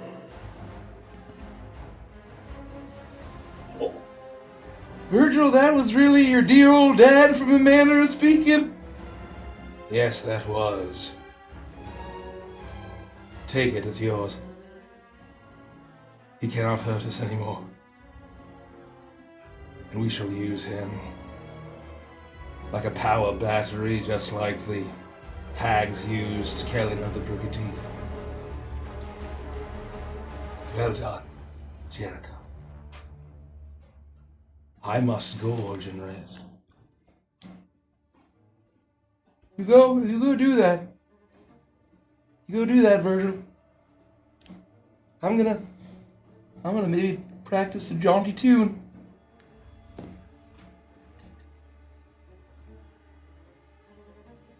Well, guess I got new plucking fingers.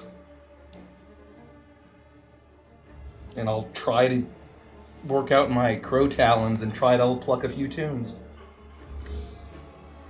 And you are once again alone as you try to navigate your new limbs.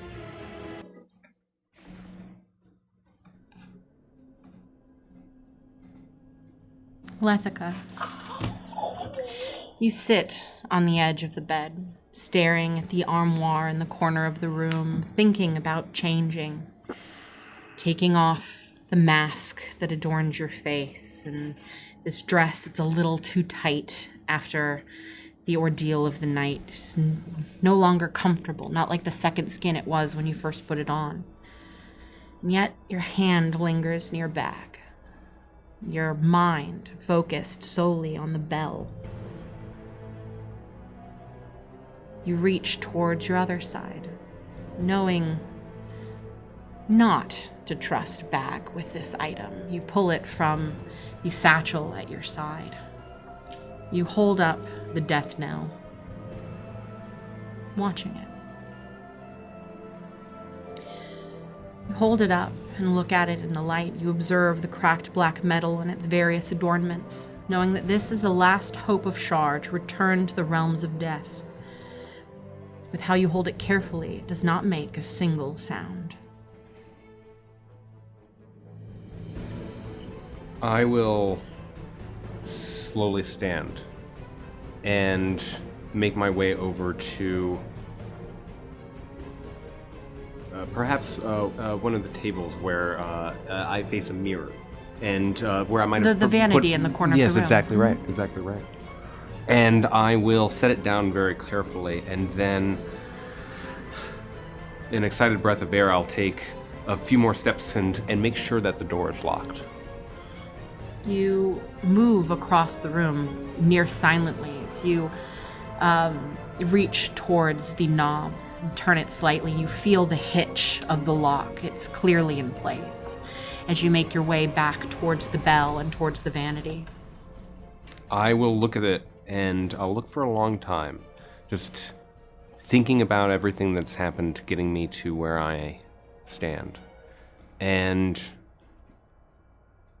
I will reach up and pick up my mask and pull it from my face. I'm going to turn it and hold it aloft and sort of look at it for a long time before walking forward and setting it down next to that same vanity mirror. I'll channel the power I've grown so familiar with over the many years and step outside of myself for a moment, once again creating that illusory duplicate of myself. This version, without the mask, wearing the snake dress, perhaps, of what I've been wearing all day, but facing the version of myself that my allies have become so familiar with, the purple and black vestments, the mask there, this illusion version, and I watch this version of myself for a slow moment.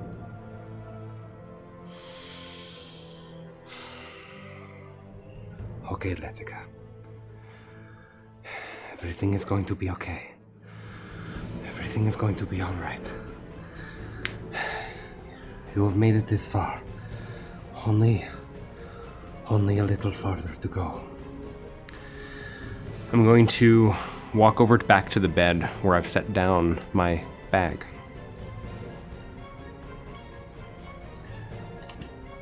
Bag. You have been holding on to something for me for almost all of our time here in Dreskenwald. Will you return it to me now? The grotesque bag at your side opens, and the creature within extends a gray arm with too many elbows. In its hideous fingers, with those long yellowed nails, it holds a beautiful silver flask, crafted into the shape of a barn owl, and offers it to you. Thank you, Bag. And I will lift this silver flask into my hands, pulling it free from the fingers of Bag. As soon as you grab the flask, it flashes silver, and the thing in the bag lets out a shriek. 2 arms extend out towards you, and its darkened veins turn silver. The tangled, stringy black hair spills from within the depths of the leather bag as the creature experiences one final agonizing death rattle before the hideous arms and matted hair slump limply forward and quickly wither away. The bag that had been by your side for so long tears in two. Its faded and worn leather strips drift to the ground, destroyed. In the moment of Bag's death, the flask lit up with a brilliant silver light that filled the room with a calming and peaceful glow. You hold the flask in one hand, surrounded by that calm and the memory of that glow. You smile as you cradle the bell with the other. Thank you, Bag. I hope that you find peace, lurker within the bag. You have been a fine companion at my side, but the price of this power is death. I will turn and I will look at the bell. Jar, Lady of Darkness and Loss and Oblivion, for too long you have been diminished, trapped within this very death knell. Once rung, you would be free to spread your darkness and loss and the destruction of all things. In all that time, I have been your priestess, pretending. Adela was correct when she foretold the future. I am a traitor, but not to my beliefs or to my friends. Leading troubled souls and suffering people into your dark embrace. I have done evil for a chance to be standing here now. And now here I am. Dark Lady, with this act of retribution, I deny your resurrection. I consign you to the void. There is only one goddess of death. Only one dominion. Your nihilistic goals of despair and hopelessness and annihilation shall be silenced forever. In the name of my true God, in the name of Striga, your power will be silenced forever. A fitting end. Begone, Shar. And I will uncork the silver flask and, being very careful to keep the silence, flip the bell, and I will pour in the contents. You pour the glowing mercurial liquid into the death knell, filling it up to the top of the dome. It fills it up entirely, oozing through the prominent crack as the metal quickly goes from being perfectly rigid to soft and malleable. A few moments later, the entirety of the bell itself is fully consumed in silver, melting away and dripping onto the floor until nothing remains of it. In the revelation of your treachery, you hear nothing from the goddess you deceived beyond one last faint and feeble whisper, followed by silence. Shar's presence and power is now gone from Druskenwald forever. You hear the soft chirps of a barn owl as you stand proudly in your room, now dressed in the vestments you'd been longing to don for so many years. The mask fits perfectly, just as you had remembered. The familiar feeling brings you a soothing peace as you no longer require the treachery and trickery of darkest night to hide that you are a cleric of Striga, the prime of death.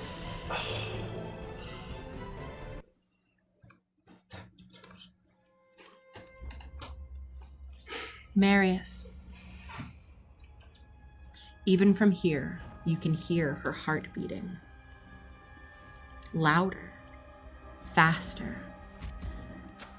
You know that all of you have these items, and whatever Lethica's been going through has stricken her emotions. You can feel the changes in her temperament and the way that her heart beats.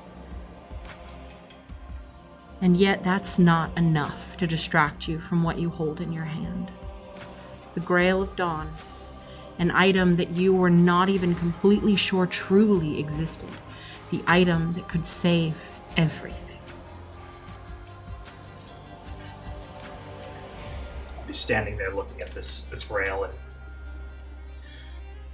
my breathing will kind of increase a little bit more rapid as I'm looking at this, still not believing that I'm holding it in my hands.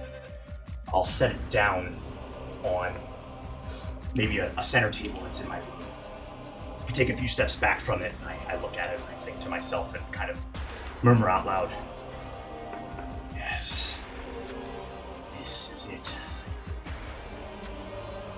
I have to know. This is the moment. And I'll take several steps forward as I peer deep into the cup and say out loud, show me the truth. You place down the Grail of Morning and peer into its enchanted waters, asking for it to show you the truth. You wait and wait, and finally the water ripples and it shows you the truth in its depths. You see scenes of what you've been fearing for so many years. The kingdom of Vitonia has been destroyed. Its once beautiful capital city is an abandoned ruin. Its once great keep is smashed and has crumbled in on itself. Where there had once been miles of farmland and villages of small folk, there is nothing but torched wasteland. Carrion birds and scavengers pick at the bones of the thousands slain that litter the ground across every corner of the once vibrant kingdom you had grown up in. You see the remnants of numerous battles clearly lost and cannot tell which of your kingdom's enemies is to blame. Perhaps all of them. But none of that matters now. Vitonia is no more. Then the waters show your deepest fear. In the broken castle atop a smashed throne is the desiccated bones of King Victor Denathria, brittle gray hair still clinging to the withered skin on a rotting skull, a blade run through his ribcage. The prayers to Lathander could not save him as you see the smashed bells of the Church of Lathander littering the floor of the nave where you had prayed so many times. There was no salvation for your home. Upon seeing this, I'll drop to my knees and clasp my hands together and, no, Morning Lord, no, please, I beg of you. I know that I've faltered. I know that I've stumbled, but I've served my kingdom dutifully. I've served you faithfully. Even after I lost everything, I continued to serve you. I need you to help me.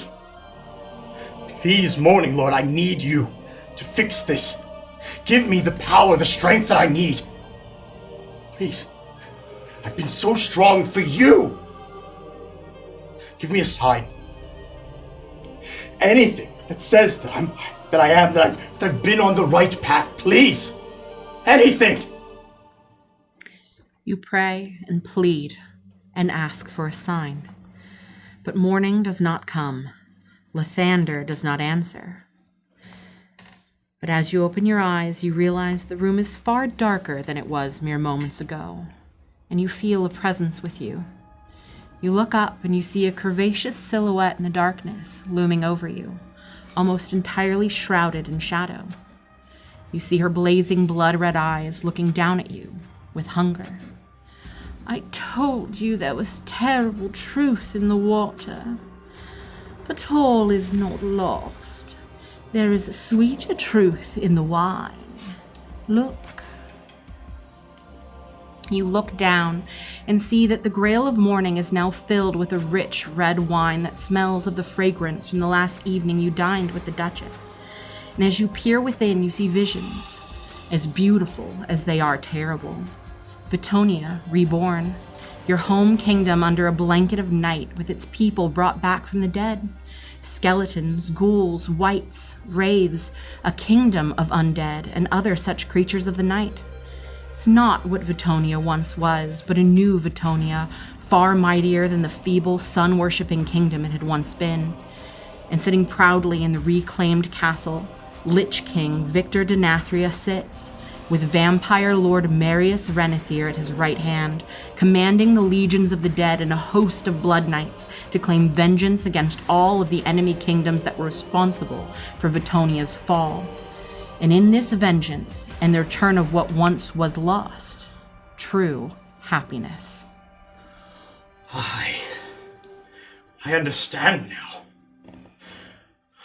The Morning Lord cares not for me. I am his forgotten son. No, his exile. Since that fateful night, I have been cast aside by this high and mighty God. All this time, all these years, I've turned monster, and I must embrace it. And you are here before me yet again, offering this future. Yes, this is what I can give you. All I ask is that you kneel before me as my knight, pledge yourself to me, and offer me the Grail so that I may remake it into an artifact of actual use to us. Trembling, I will get down on one knee and present the Grail. The shadowy form of the Duchess reaches down and caresses along your face, the smell of roses overwhelming you. My brave Marius. As you extend the Grail of Morning toward the curvaceous shape before you, the Duchess extends her slender fingers, slinking her index finger into the crystalline water of the cup. Immediately, darkness consumes the Grail. The metal turns black, and the water turns to blood. Present your sword. I'll reach down to my left side and draw my long sword. And holding it in two hands, raise it up to her and bow my head.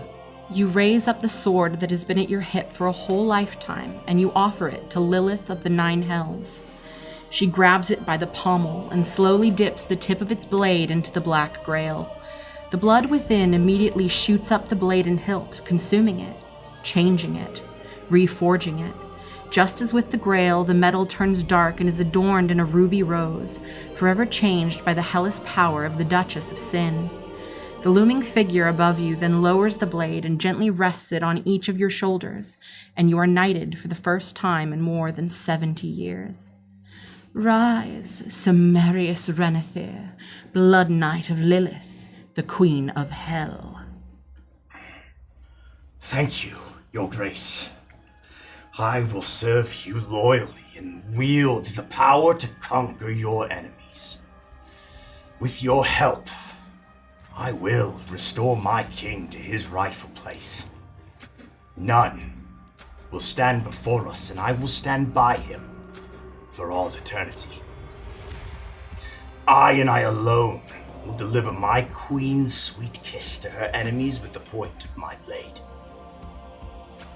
The Duchess turns the reforged sword around and presents it to you. As soon as you grip the pommel, the silhouette, along with the black Grail, turns to an undulating mass of dark blood and slithers towards the blade, seeping into the enchanted metal. Then, from within the sword, that familiar voice rings out. You are my sword, and I am yours, my knight.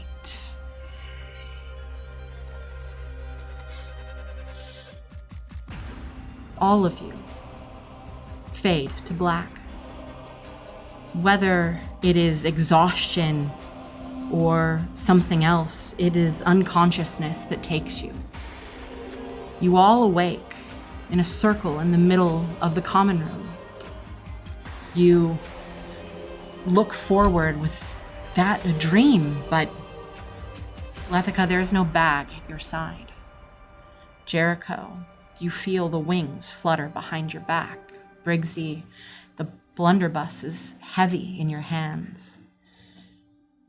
And Marius, the scent of roses is thick and heavy.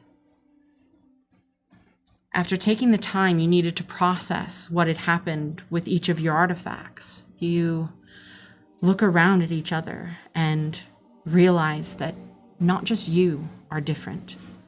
All of you are different. And you now see how your companions have changed.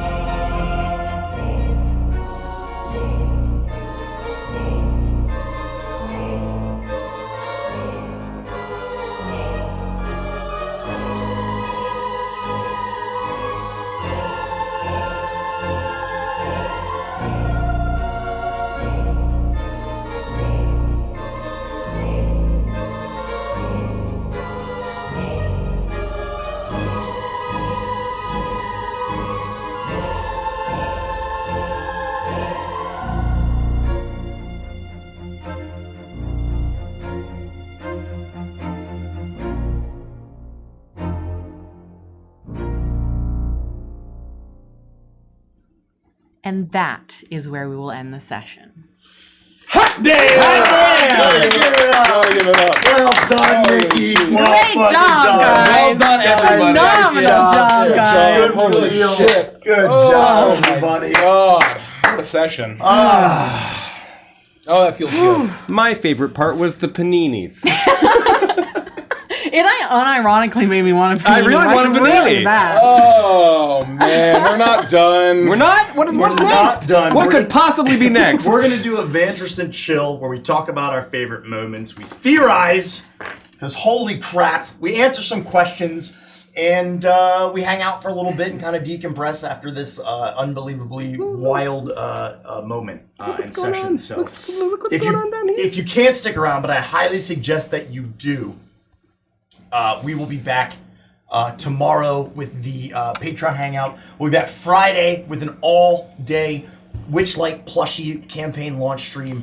You got 30 days to get your Witchlight plushies, and then after that, they're gone forever. So we're going to be streaming all day Friday, and then we'll be here all day Saturday for Beneath Dark Wings. There's only 2 sessions left. But I hope that you can stick around for Vantress And Chill. only one more session of Edge of Midnight That's left right. until Yep. it's gone forever. That's right. Yep. That's it. Wow. Not gone forever. No, But not gone The forever. season finale It's the end of this arc. is next week. Anything else? Thank you, Nikki. Again. Oh, Thank yeah. you, Nikki. Unbelievable job. Thank you. Gotta I get couldn't around have the done it session. without all of you. Can't wait running the for the studio hangout. Can't wait for our all day stream. Yeah. It's gonna be we eating. We've Yeah. eaten. We be eating. And I want to just, before we cut over, I want to just give a huge shout out to Dr. Cav. Oh, yeah. Our wonderful thank you. character artist. Yep. She's She's amazing. She's amazing. For Give it up to Dr. Cav. the folks. incredible character art that you now see on this overlay and on the slides rotating currently. She is an amazing talent, and none of this would be possible without her Yeah. vision and design and just talent. Just the And goat. She's the goat. absolute goat. That's true. goat. She's the greatest of all time. I'll die on that hill. All right. With that, let's chill. What episode number are we on? 31. 31. Well, welcome to episode 31. And I think that Chill. was probably our shortest session, It was 2 hours. but I think it was worth it. It felt. Quality over quantity, baby. I mean, 100%. we're gonna talk about a lot of this. We right? are. We are And gonna so talk I'll about a hold lot my of this. tongue. How do we continue after that? I'm like, that there's should no- have. There's no to way. be fair, that There's should no way. have we been. all That wake should up- have been the season Who finale. wants but- coffee? Yeah. I have a French press. Oh, Oh, I'm here now. That's very funny. Oh my god. A lot of transformation, and appreciate that this. It took a long time to get here. This is at least for Lethica. I think this started at least the conversation about where this was heading early January or February of last year. Last year. So I'm ecstatic. I am thrilled. My favorite moment of this session was this session. Yeah. I had so much fun. Oh god. I don't even know how I can pick one thing. And yes, I I agree. I, can agree pick with one. first time chatter James. Lethica is hotter. Very funny. That is very funny. I will go first or second since Derek had a cop out, but I will go second I'll because have I a do favorite have. moment. Okay, well then I'll go first because I do have a favorite moment. Please do. Obviously, this was a collaborative session. We had things that we needed to tell, and so we had to work together to do this. That being said, no one knew the full scope of what was happening outside of what was happening to their character. And so my favorite moment was Andy. And every single one of Andy's reactions to everything was exactly what I was hoping for. And it was a direct result of how phenomenally each of you took the challenge that was put in front of you and just absolutely blew it out of the water. Every single one of you was Thank you. spectacular tonight. I could not be more proud to be your DM. And holy shit, that was I good. forgot to do one thing. I intended to flip the bell over and pull the clapper out. I was gonna have a cruel twist. I would have been so pissed if you had broken my bell. No, I don't want to hurt the actual bell. Oh, I thought you meant the actual bell. In the simulated fantasy that we all share. I see. I should have pulled the clapper out because fuck Shar. That's canon. That can still be canon. Yeah. It's That's canon. fine. There's a lot going on. There was a lot going on. I am excited to rewatch this. I'll be honest. I kind of want to rewatch it. Oh, I'm definitely. I so thoroughly enjoyed everyone's moments. Very charming. Very charming. My favorite moment. God. No, Mike, you go. I'm thinking. I mean, My favorite moment was the death of Bag. I knew that was what you were gonna take. That was my favorite moment. I yeah. think it's the cold ass shit of like, I'll sacrifice this abomination. Like, that is such a great character moment. Thank you. Well done. Yeah, Thank Well you. done. Huge. Well, That's because for amazing. the entirety of it, Lethica seems, like she has affection for Bag. And you realize how quickly that affection can turn to sacrifice when it's necessary. Well, it was justice. It was waiting for the right time, which is very Lethica. I think the way that Lethica has treated Bag up until now says a lot about her character and the way that she treats others, regardless of whether they're monstrosities or not. I agree. But Bag needed to go. Bag killed a lot of kids. Bag was kind of a piece of shit. Yeah, Bag was not a good Bag. No. Bag was No, now a bad Bag. I will spend the rest of Lethica's life finding a good-natured bag hand that I can do nails with and have a fun relationship with. Well, maybe we can find a good aligned one, right? Yeah, maybe in Pico. But there were like children bones in that bag. Yeah. What do you mean children sometimes, bones? sometimes you'd ask. They're going on the list. Sometimes you'd ask for a spoon and you'd be given a femur, and it was just unfortunate. Yeah, way too many femurs. How do you have this many femurs? I also, like, on a serious note, I mean, that is probably, I'll still take that one, because it's funny. No, it's great. It was, just all of the solo moments, I feel like was all very in character for everybody, and it felt very kind of appropriate after what we've been through and kind of finally getting our artifacts. And I like that the artifacts are dealt with and we can move on. And I think it's very cool. I really do relish the idea of not freedom, but that we achieved this means that we're actually entering a bigger world. Yes. It's almost like, and I haven't gotten very far in the game, but the Zelda game, Breath of the Wild. Oh, yeah. Where you finally get the glider, Yep. and you can finally leave the tutorial After the tutorial, level. yeah. the We just got tutorial our level. gliders, everybody. Yeah. Yeah. That's very funny. We just left Midgar. Yeah. That's Yeah. another. That was our Midgar city. Yeah. We finished Midgar. All kinds of ways to do that. I hope that this puts to rest a lot of the stuff for Lethica. Because I know that there are some mistrusting folks. And she's always been good, man. She's always been trying. I haven't thought on that, but go. If you, On that point, this is not my favorite moment, but I do love this feels so new because from session 1 or 2, we knew that there were these artifacts that were core to our characters, and we knew that there was this masquerade that was going to happen. Both of those things are now done. And for me, Oh, yeah. the fact that kind of wild when you think about it like that. Yeah. we had started this art in February, I think, or very early March, where I was working on packets Yes. at GaryCon. GaryCon. I was working on feedback at GaryCon. So that was in the airport. mid-February. Or mid-March. Mid-March. And so I'm very, very glad to finally reveal it 4 months later. My favorite moment was the whole session, but the moment that I will choose is the crazy ass fucking demon Pazunia language. Oh, where they yeah! looped in God. Pazuzu Fucking 3 God. times. That was so good. That was beautiful.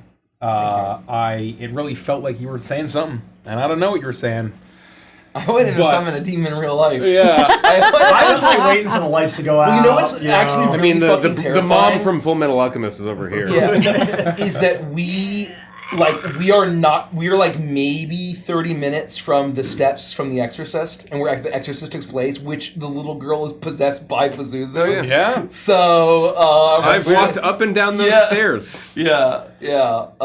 So that would be funny, but yeah, that was. That would not be funny. That's my That would moment be horrible. that I will claim. And I have another once everyone else goes. I think I'm the only one left. Okay. I want to echo basically what everybody has said in that we've been sitting on this art for a long time, right? Like, we've been sitting on the art. We knew that there was going to be this change, and like, obviously, like you said, there was some stuff that had to go on. But again, echoing what you said as well, like, I didn't know how all of this was going to play out for everybody else. And so watching everybody fucking do it was awesome, and it was amazing, and everybody was absolutely incredible and unbelievable, and I appreciate all of you. My favorite moment, though, was because Briggsy went first, and I think that had something to do with it. Everybody immediately started calling you the traitor because you gave in, right? And you, agreed. I started seeing everybody being like, Little Juke. Yeah, yeah. What a "He's the traitor! Juke! He's the fucking traitor! That's He's the fucking traitor!" sick. Yeah. And so that was kind of funny. I liked that. And then, but people were still cheering you on when you got your powers back, and I was able to watch chat's reaction for everybody else's while taking everything in, and then obviously I completely missed it when I was doing mine. So I'll have to go back and watch that. I and see couldn't how- watch Yeah, chat when at you're in your all. scene, Yeah, you're oh, just yeah. like, Yeah. there's no way to look at anything. So I just want to toss it up to everybody again and say congratulations and great job, because you guys are amazing, and I don't know, what we do at this table is very special. It's true. Really I love is. Dungeons and Dragons, folks. I love my friends. Yeah. I have a soft favorite moment before you take your soft favorite moment, which is that this is the penultimate episode. I'm so glad that we're going to get a chance to talk to each other like this Yes. and have a moment to enjoy these transformations before the end. It's just like a lot of good shows when the really, really hard-hitting stuff is episode 9 and there's still an episode 10 left. That's a very charming way to do it, and I'm very glad that you made that decision. So that we can actually like have a little denouement before end of season. I can't wait. I literally want Wednesday to be right now, next week. I agree with you. I will second that and say that I'm very excited for what comes next. That's all I'll say. Marius, you seem different. Coffee? I made French press.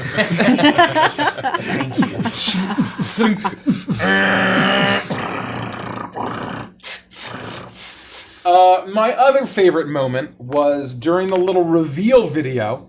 Oh. You may have heard a jaunty tune playing. Yeah. That good one. is a preview early sketch of one of our songs from the Crooked Moon soundtrack. That's right. Yep. I don't know if it has a name or if we can say the name. But, Probably not yet. Not yet, but we... Anyway, It's a preview of one of the songs, and it is a Banger. It's a banger. They're all bangers. it includes a absolutely leitmotif of the main song. Redacted. Of Redacted for Redacted. Yep. But yeah, this album, we can't share anything really, but God, this It album. actually is painful. Yeah, it is. it's- We are in a cage right now of creativity It is- because we're listening to an album that is so fucking good. Yep. I can't even begin to tell you. It's like one of And the. he can't begin to tell you. I can't. Yeah. I literally can't. We can't. It is. I think that it is probably. I'm biased. I think it's the best thing the Blasting Company's ever done. It's pretty good. You know, It's pretty fucking good. It's very good. I'm very biased, but it's gonna be one of those things like we're gonna have a soundtrack. It's almost like it is a soundtrack, like those concept albums. Like what's the popular one going around right now about Odysseus? Like, it's kind of like Epic. epic. Or Yeah, something, it's epic. yeah. Where there's no show, there's no movie, there's no musical, but basically it's a concept where it's telling a story. And there is an adventure that kind of is a companion piece to this. But the music's kind of its own. The stand soundtrack alone. is a standalone thing. It can be so. Yeah, it's kind of like it's like a concept. Is that what they call concept albums? I don't know what they're called. I think that's a reason. It feels very cool. So what I would say is if you're a patron, one of the wonderful perks that you get besides watching this after the fact is you can head over to Patreon and ask us questions right now. That's right. And we will start answering questions. I'd love to knock off ones related to the session. We didn't have a coffee break, so now's a good time to hit a few questions. Correct. Oh yeah. Give me one moment. Nor did we have a bathroom break, so I think I'll be back because in we 30 ended seconds. early, we can probably have a bit of a Yeah. longer. Yeah, some I'll be chill. back in 30 All I want to seconds. say, all killer, no filler, folks. Yeah, fuck All yeah. killer, no filler. Here's a funny comment. This is a / question. Prince Punk said, I know the art change is coming later, but for funsies, did you guys get art changes for Yorgrim and Farron? Nope, we did not. We will see if that ever is relevant or not. As far as the story is concerned, they are dead They're gone. or gone. Dead / gone. So we'll see what happens, but we wanted to focus on the narrative changes that were happening and having art that would reflect it. And finally, the Edge of Midnight character art has the Evantra stank upon it. And so that makes me, as sort of our character Bring it art back director, into the Dr. Cav fold. yes. Feels very good. I love this question. Amanda says, hi. Last episode was amazing, and you guys killed it. Was very shocked to see the players go down 3 levels. Why did that happen? Is that common to do in campaigns? And is it something that you discuss with your players before doing so? Would like to Yes. know, please. Absolutely, yes.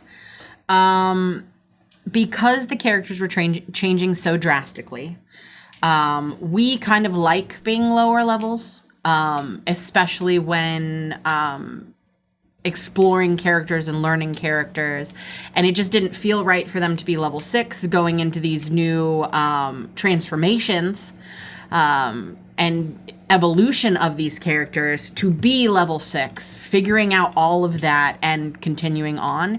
So it was... There's a lot of campaign left. There's a lot of campaign left. And it's so... being able to really get that full arc with these okay, now we're in Rebooted, the real rebooted yeah. characters. Yeah. That feels better. There's also this, yes, they dealt with Cyril, and that feels like its own adventure. But going into the rest of Dreskenwald, which is going to feel like an entire, a completely new beast, they needed to feel smaller again. And so we had a conversation about it. I pitched the idea to them. Everyone was on board. Please don't ever do that to your party without talking to them first. Please. You will break hearts. Don't do it. I would say don't even suggest it. Yeah. I would Probably say don't. Yeah, I would say there's some things where things work for a small number of tables, including ours. I think this is one thing that probably only would work at our table. I don't know of a single other table where this would be remotely acceptable, and not only acceptable, but we love it. Yeah. I think it just involves a lot of trust. Mm-hmm. You know what I mean? So if Yeah. you have if you're if you're good friends and you have a lot of Can trust, you can... I be very Mikey and If you want, explain where I got You're never going to stop. the abyssal? And why is it Game of Thrones? It is. I knew it! I mean, yeah, come on, man. That's a Oh my god. I was trying to find what sounded abyssal and what sounded like something that could be chanted and felt good, and I'm like, Valyrian? well, Is it Old Valyrian? no. Okay. Well, Fucking- in the show Game of Thrones, the White Walkers in the show, it's a cracking ice sound. But canonically, the others have a language that sounds like cracking ice. Oh! And in the pilot, they invented a language that was cut and changed and never No used. way. And so I went into Reddit, and someone had kind of taken what was revealed and did some stuff, and so I kind of pieced together a little thing. That's fucking It's awesome. called Kroth. Yeah. Kroth. Kroth. And so, or Kroth. Growth. And Don't say it again because I don't want more demons. Oh yeah, Yeah, that's true. no, what's most likely what it is you But probably just could got- you type it up and post it on Discord or Yes. for patrons You or probably something? got a conversation between 2 White Walkers talking about what they're gonna have for dinner later. Yeah, It's that's most true. likely. I will transcribe this and put it into the Discord. I love this question. The Disaster Master wants to know. This is probably a boring question and too vague. It's not. What is everyone's character's mindset at the moment? Do they feel scared, determined, sad? I think this is much more poignant now than when this person asked this question. I think Jericho feels extremely relieved. I think that this was something that privately Virgil has been trying to hype him up for and prepare him for a very long time. And, I think that it's very clear that Jericho is still a stooge, and is still like a puppet of Virgil, of Raum, and it's still a demon. But I think the fact that this plan to kind of separate the corruption of Pazuzu and Raum, like basically remove that, the fact that it worked, I think is something that Jericho is very much dreading, and change is scary, and so I think he's just grateful that it worked. I would echo that there is a level of relief for Marius. I think there's all this baggage that he had for the last, 70 or 80 years of not knowing, like, what the deal was with his God and his kingdom and all of those people, and now there's some closure, right, to being like, okay, well, Lathander is done with me. It's okay. There's nothing that I can do about it or change it. I am what I am, and it's time to move forward and kill some fucking witches. Closure. I mean, that's the knowing. Even though it's the bad ending, the knowing is so much better than it is, because then you can't move on. You're kind of always just stuck in this limbo state, and so Marius can finally accept, like, oh shit, what I was worried about is true. Okay, cool. Let's move on. Let's move forward. I think Briggsy is in a weird headspace where, he got the final shot on the Archbishop, and the town celebrated him as this hero, and he was rewarded, and he got this mansion, and, but then it was corrupted, but they saved the day, even though they lost Yorgrim and Farron, and, then they got brought to this house and were treated so well, and, he said they saved Adela's life, and all of this stuff. They're, they're sort of winning the day and still kind of saving folks and kind of tasting that being a hero. But then, so he's sort of having this kind of change and transformation, but then this whole thing happens. No matter what they did, everyone dies, or gets petrified, right? And so he's like, well, shit. Like Marius said, no, we're just doing a job, and power's all that matters. And finally, he's freed of his curse. But then he doesn't have any power. Yeah. And Briggsy wants to have his cake and eat it too, right? Yeah. He wants both. He wants to have his power and do his job while not being cursed. And so him agreeing to a monkey paw, situation and I deal. also think it's amazing that Briggsy will not be undead during the daytime. Right, and so involved, and the wordplay of you won't be cursed when you're walking around throughout the day. And great timing, good timing. We're in Druskenwald, so oh shit. Before you go, I wanted to give you an honorable mention because it absolutely killed me. And you're like, Marius is gonna freak. I wrote that down. Fucking good. I wrote that Especially down. immediately being like, oh, we need power, and you're like, yeah. And then you're like, oh fuck. No. Sorcerers, come back. That got the seagull laugh. I wrote one other thing down, that it used to be Briggsy the Cutlass Cratch, and now it's Briggsy the Blunder Cratch. That's funny. That's very funny. Just headspace? Yeah, where's your character's headspace at this moment? Triumphant. Yeah. That was another thing I wanted to say. To your point, I feel like we all very much feel like pawns, and Lethica's the only one that doesn't. Right now. Yeah. Right? Yeah, but continue. Yeah. No. You're the master of your own destiny. Thank you. This is something that for Lethica has been a dedication for so much of her life.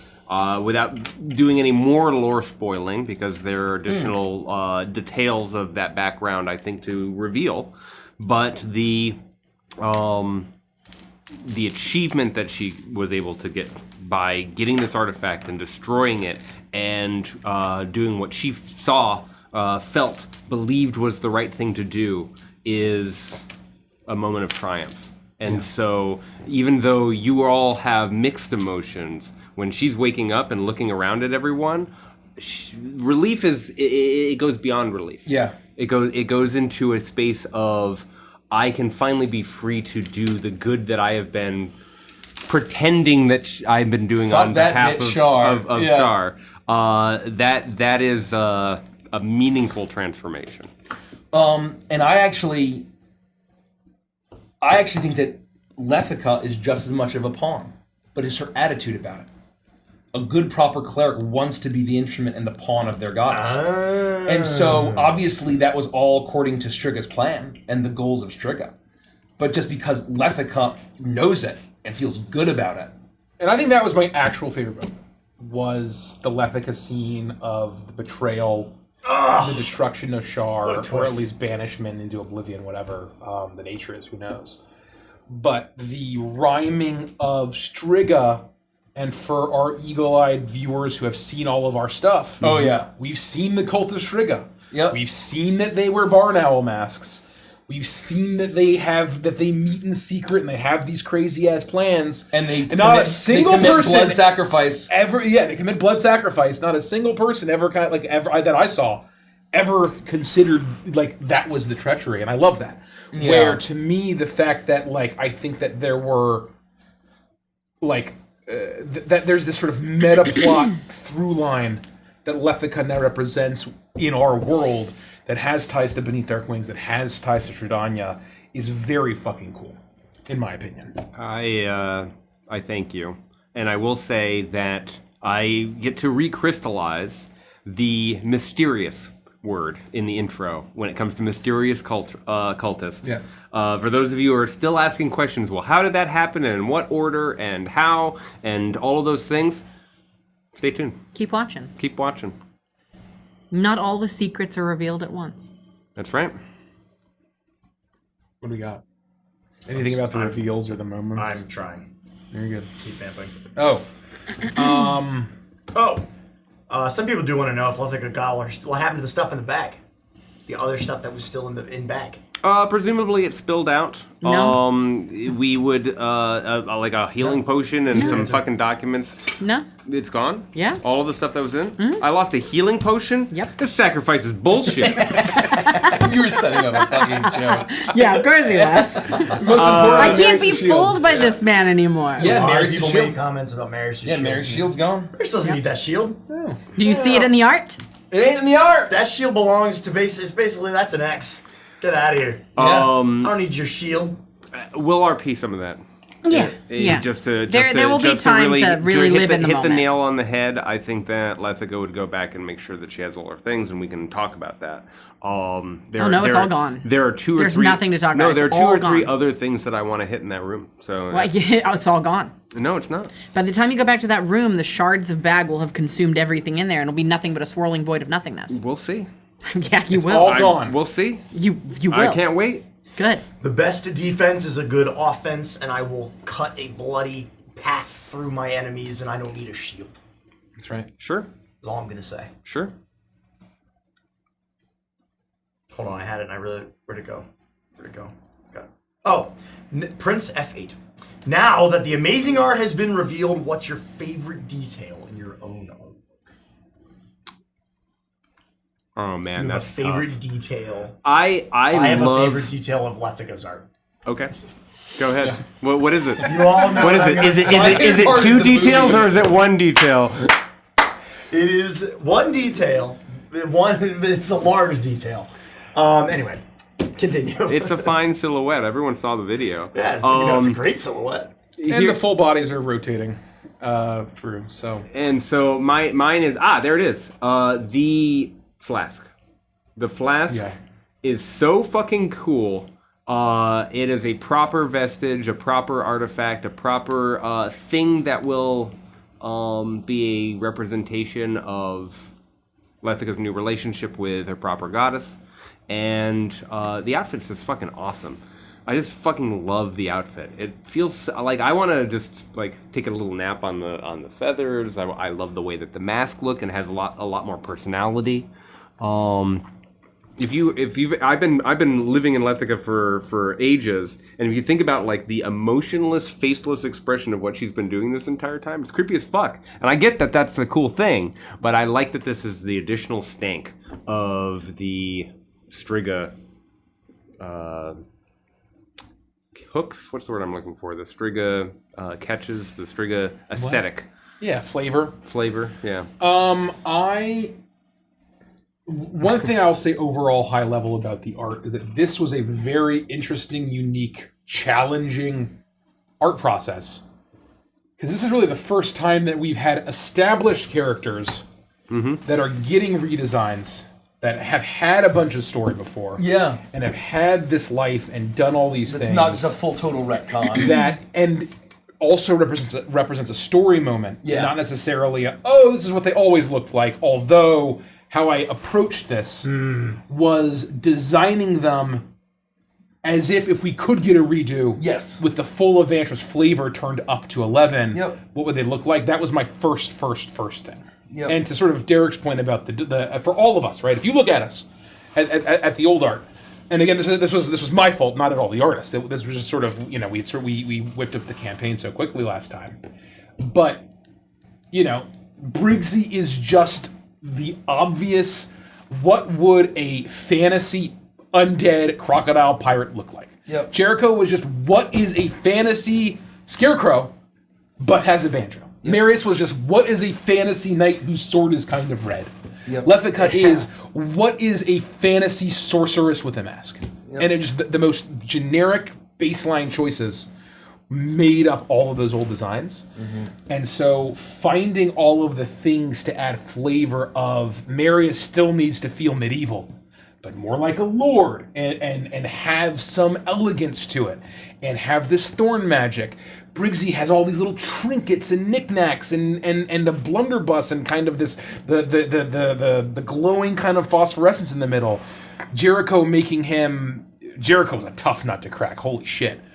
It was to the point where I had gone down this whole path. That was the hardest by a wide margin. And I'm like, I've made an enormous mistake. Can I pay you for a redo? Right? And so basically we threw the original concept in the trash, and I'm like, hey, let's start up from scratch. It wasn't as bad as original Gricko. No, and it's your characters both times. I don't know. To layer onto that, though, I will say that, and I think this is especially important for cosplayers to hear, the original stuff is still what we were and represents that time and is what we inhabited and loved during that time.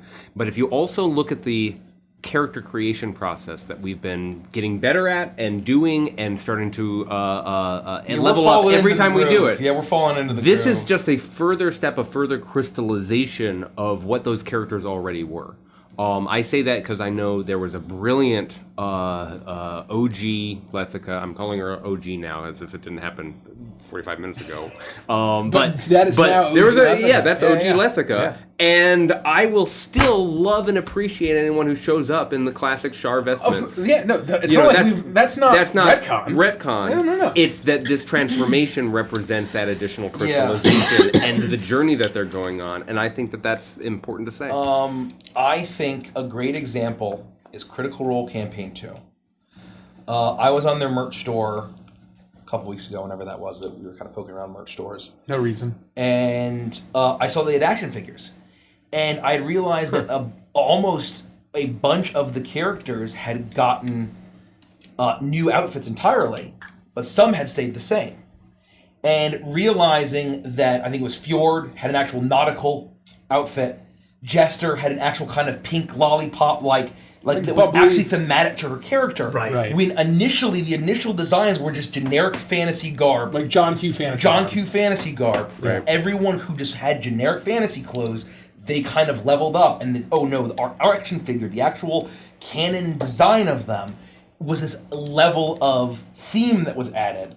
I think that's kind of a similar thing that what we're doing here, kind of starting a little bit more generic, and then realize, oh no, we gotta fucking add that thematic stank to it. Get your limited edition OG Char Lethica chatty doll anytime. Something cryptic about. That's very funny. My favorite part of the art, Marius' art. We should answer the question. I've already talked about this a lot, so I'm not gonna dwell on it. But I didn't, I think that there's a place for it, but I never really like that, the classic paladin thing is here's your character, he's wearing full plate. In the reality of the world, you'd never be able to move very well in it. It would just be really ridiculous. And I've always appreciated when we have taken the idea of a paladin, and I always say Poros specifically, where Poros, mechanically might be a paladin wearing some sort of heavy armor represented, mechanically on his sheet. But that is not what's happening in the reality of the world, and it makes much more sense for his character to be the way that he is. And now I like that I had the opportunity to help kind of redesign what Marius looks like, where the art doesn't necessarily need to mechanically represent what is on your character sheet. And we've said that tons of times. Like, the character sheet is an imperfect representation of what your character is doing and all of that stuff. Yeah. So my favorite part is his new garb, like his actual physical clothing that he's wearing. It just thematically fits so much better than this big clunky knight. I walking remember around. spending a ton of time going back and forth over little details. Yeah. Belts and fabrics and textures and colors, and it was intense. The product that you see when it gets to the slide, who knows when that's going to happen next, but the product that you see is so fucking Marius, it just screams. I love it. That was my favorite But part. what I would say for you in your case is that, and again, I don't know how much you want to say and save it for next time, but there are mechanical changes where your art, I don't think is that different from what's on your character sheet anymore. So, Well said. and that's Likewise true for for all that. of us. We all had mechanical changes. Yep. And so I'm excited to sort of live through that. We all have new artifacts. I will go. Oh yeah, you go, and then I'll answer Jamie, the can you fucking pull question. up the health meter for Banjo and Kazooie? Right away, Mr. Jamie, can you pull Just it up? Google it if you want to. Google it, I know what you're and talking then about. find the difference. And so the fact that it's it's the Virgil and the Jericho, and like the two heads, and the way that like kind of both are represented in a way that felt unified, not clashing. Like, it was a tough thing to get right. But I weren't think sold she on nailed it it. at I wasn't first. sold. Richie convinced me. I had Richie to convinced fight me. to include a giant fucking crowhead. Yeah. in the art. I was not convinced it was going to work. And I think it really worked. It's kind of like Pike's hair. Just trust me. Yeah. Just trust Please me. just Let's trust see what me. happens. Yeah. I was like, Yeah. You I was like, I trust you. And Look at the dress. what I also Look at the feathers. the other element that I really like is the kind of Pazuzu elements of the four wings and the stock head, and also with Rome. My favorite detail from Mike's character I know what you're saying. is the fact that notice how two of his limbs are now crow limbs. Yeah. Oh, It's very relevant what limbs those are. Yep. Watch Beneath Dark Wings. watch Beneath Dark Wings That's if a you good want. point. If you want what So to call anyway, just cramming like characters with little details like that. For Briggsy to answer the actual question, a couple details. One is the bottles on the belt, I think it's the bottles for me. and Definitely the the bottles. hanging crossbones on the front of the gun. Oh, That was hitting me. On the front of the crossbones cannon. If we keep that, That was something you and like I that. talked about at GaryCon. Yeah. All those months ago. another detail that I love is his belt buckle. It looks like it's a nod, an homage to the fish symbol of Tom Kench. That's correct. But it's it's in crocodile version. I think that's very charming. That's correct. And it's very well executed. And so, yeah. Anyway, so like I think that, in my mind, if we had leveled up to the degree that we are now, and we started this campaign from scratch, the characters probably would have all looked like this from the beginning. Yeah.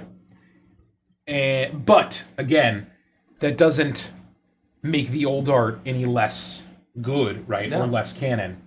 It's just we've leveled up, and I'm glad that the art can now visually display how the art levels up I agree and with that. matches. Sort of The where we old come art from. will always have a special place in my heart for the journey.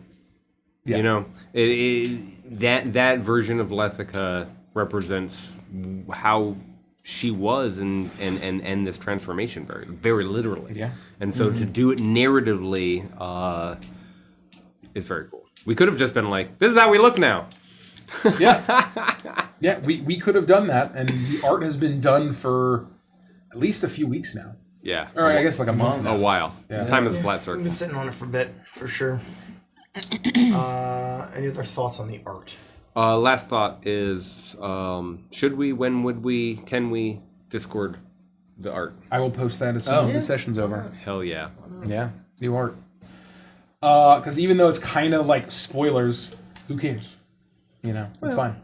We should list them as spoilers for I don't know how to do that. 6 months. You don't know how? You just need the double pipe. Well, No, that's when you're typing. So something. when but you right click on an image and there's a line. Yeah. yeah.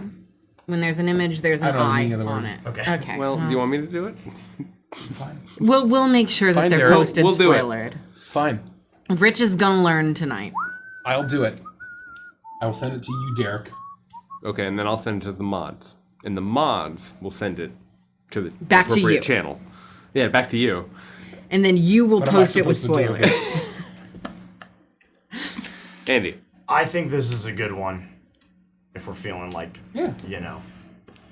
Bobby Irish Chicken says wants to know for Nikki. And I think these questions are important. This is going to be a short answer, but these questions are important because you'll see why in a second. Has the original plot of Edge of Midnight changed since its inception to this new arc of the campaign? Nope. I think that's- I knew We've the said answer. things like that before, but I always think those are important questions to answer because we stick to our guns. Mm-hmm. Story's the story. Yep, the story is a story. Yeah. What if look for someone to raid? Let's look for someone. All right. I will say that, and I'm looking at a comment that says this now, but I've seen a few of them, more than a few, over the course of the last hour and a half.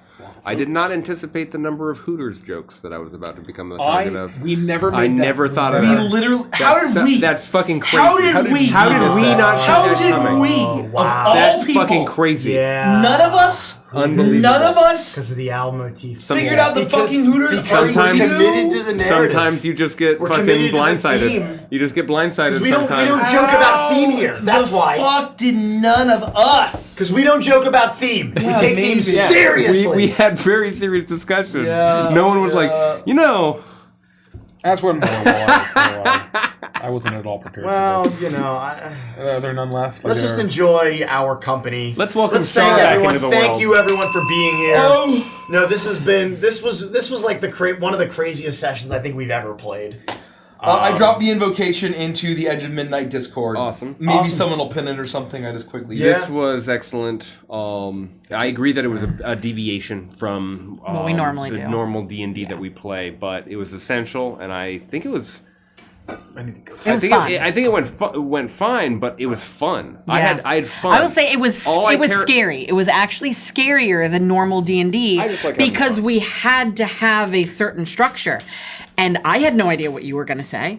I had no, and I think this is a fun thing to say. I had little beats like give Andy an opportunity to respond to this.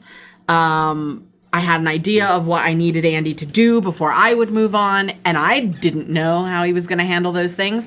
And that is really scary because, you know, I there are a couple of things that I changed on the fly to fit what No, it people worked had pretty done, well. but we are like so simpatico, And trust. the five of us, It's that trust like and a wavelength there that were we're all on, times, right? and if We've you been go doing back this for a and long watch time, it, folks. you will see the surprise on my face at the words that you guys said that perfectly teed up what I was going to say next, and I was just like, "This is so good. This is so good." All right. But anyway, it was We're amazing. It was professionals, amazing. folks. This is our job. Oh, let's thank some people real quick. Oh, yeah, While yeah. Dollar super chat from Elite. A 21-person Thank you. raid from Dirty Rollers RPG. Well, Thanks so welcome. much. Thank you. 5 Dirty gifted Rollers. sub from Lord Boltac. Thank you. Super chat from Lope. 5 gifted YouTube memberships from Lindsay Whitley. Whoa. A twist from Rose. A dread from Thank you, Paolo. Rose. Thank you. Super chat from Lope. 3 gifted subs from Millery Man. $20 super chat from Codex. This is a while ago, an hour. Sorry, I can't stay. Well, thank you so much. I wanted to say thank you. Lord we Botak, get this? 5,000 bits. Holy shit! Paolo Thank you. Beam, 1,000 bits. Thank you. 600 bits from Berserk Lair. 6,000 bits from The Red 707. 5 gifted subs from Sven Ironheart. King Cookie, $5 super chat. King Cookie. Cookie. 1,000 bits from DeGray Fox. Gifted sub from Surprise, Daggery it's Fox. Lily. 30-person raid from Dead Aussie Gamer. Good to see Hey. ya. A dread from Paolo Meme. A raid from Big Man Tartarus. Super chat from Rubber Duck with a gun. That's funny. Super chat from Lope. Dread from Prince Punk. 2 twists from Berserk Lair. 2 twists. I think we're caught up. We're actually. caught up. We're caught up. We are caught up, so we are going to raid whom? We are going to raid. What are they called? Crips and Cryptids. Thank you. Oh. Crips and Cryptids. Pass on the love. Spread the love of the Avengers fam. Seriously, go give them a follow. be encouraging, be loving, be kind, be wonderful. We'll see you on Friday. You. We'll see you tomorrow if you're a Unless- patron. yeah, if you're a patrons. patron, show up. We'll hang. We're Everybody gonna on be Friday. hanging. See everybody on Friday. We'll see you Friday. We'll see everyone on Friday. Good night, And then everybody. beneath Dark Winds on Saturday. Bye.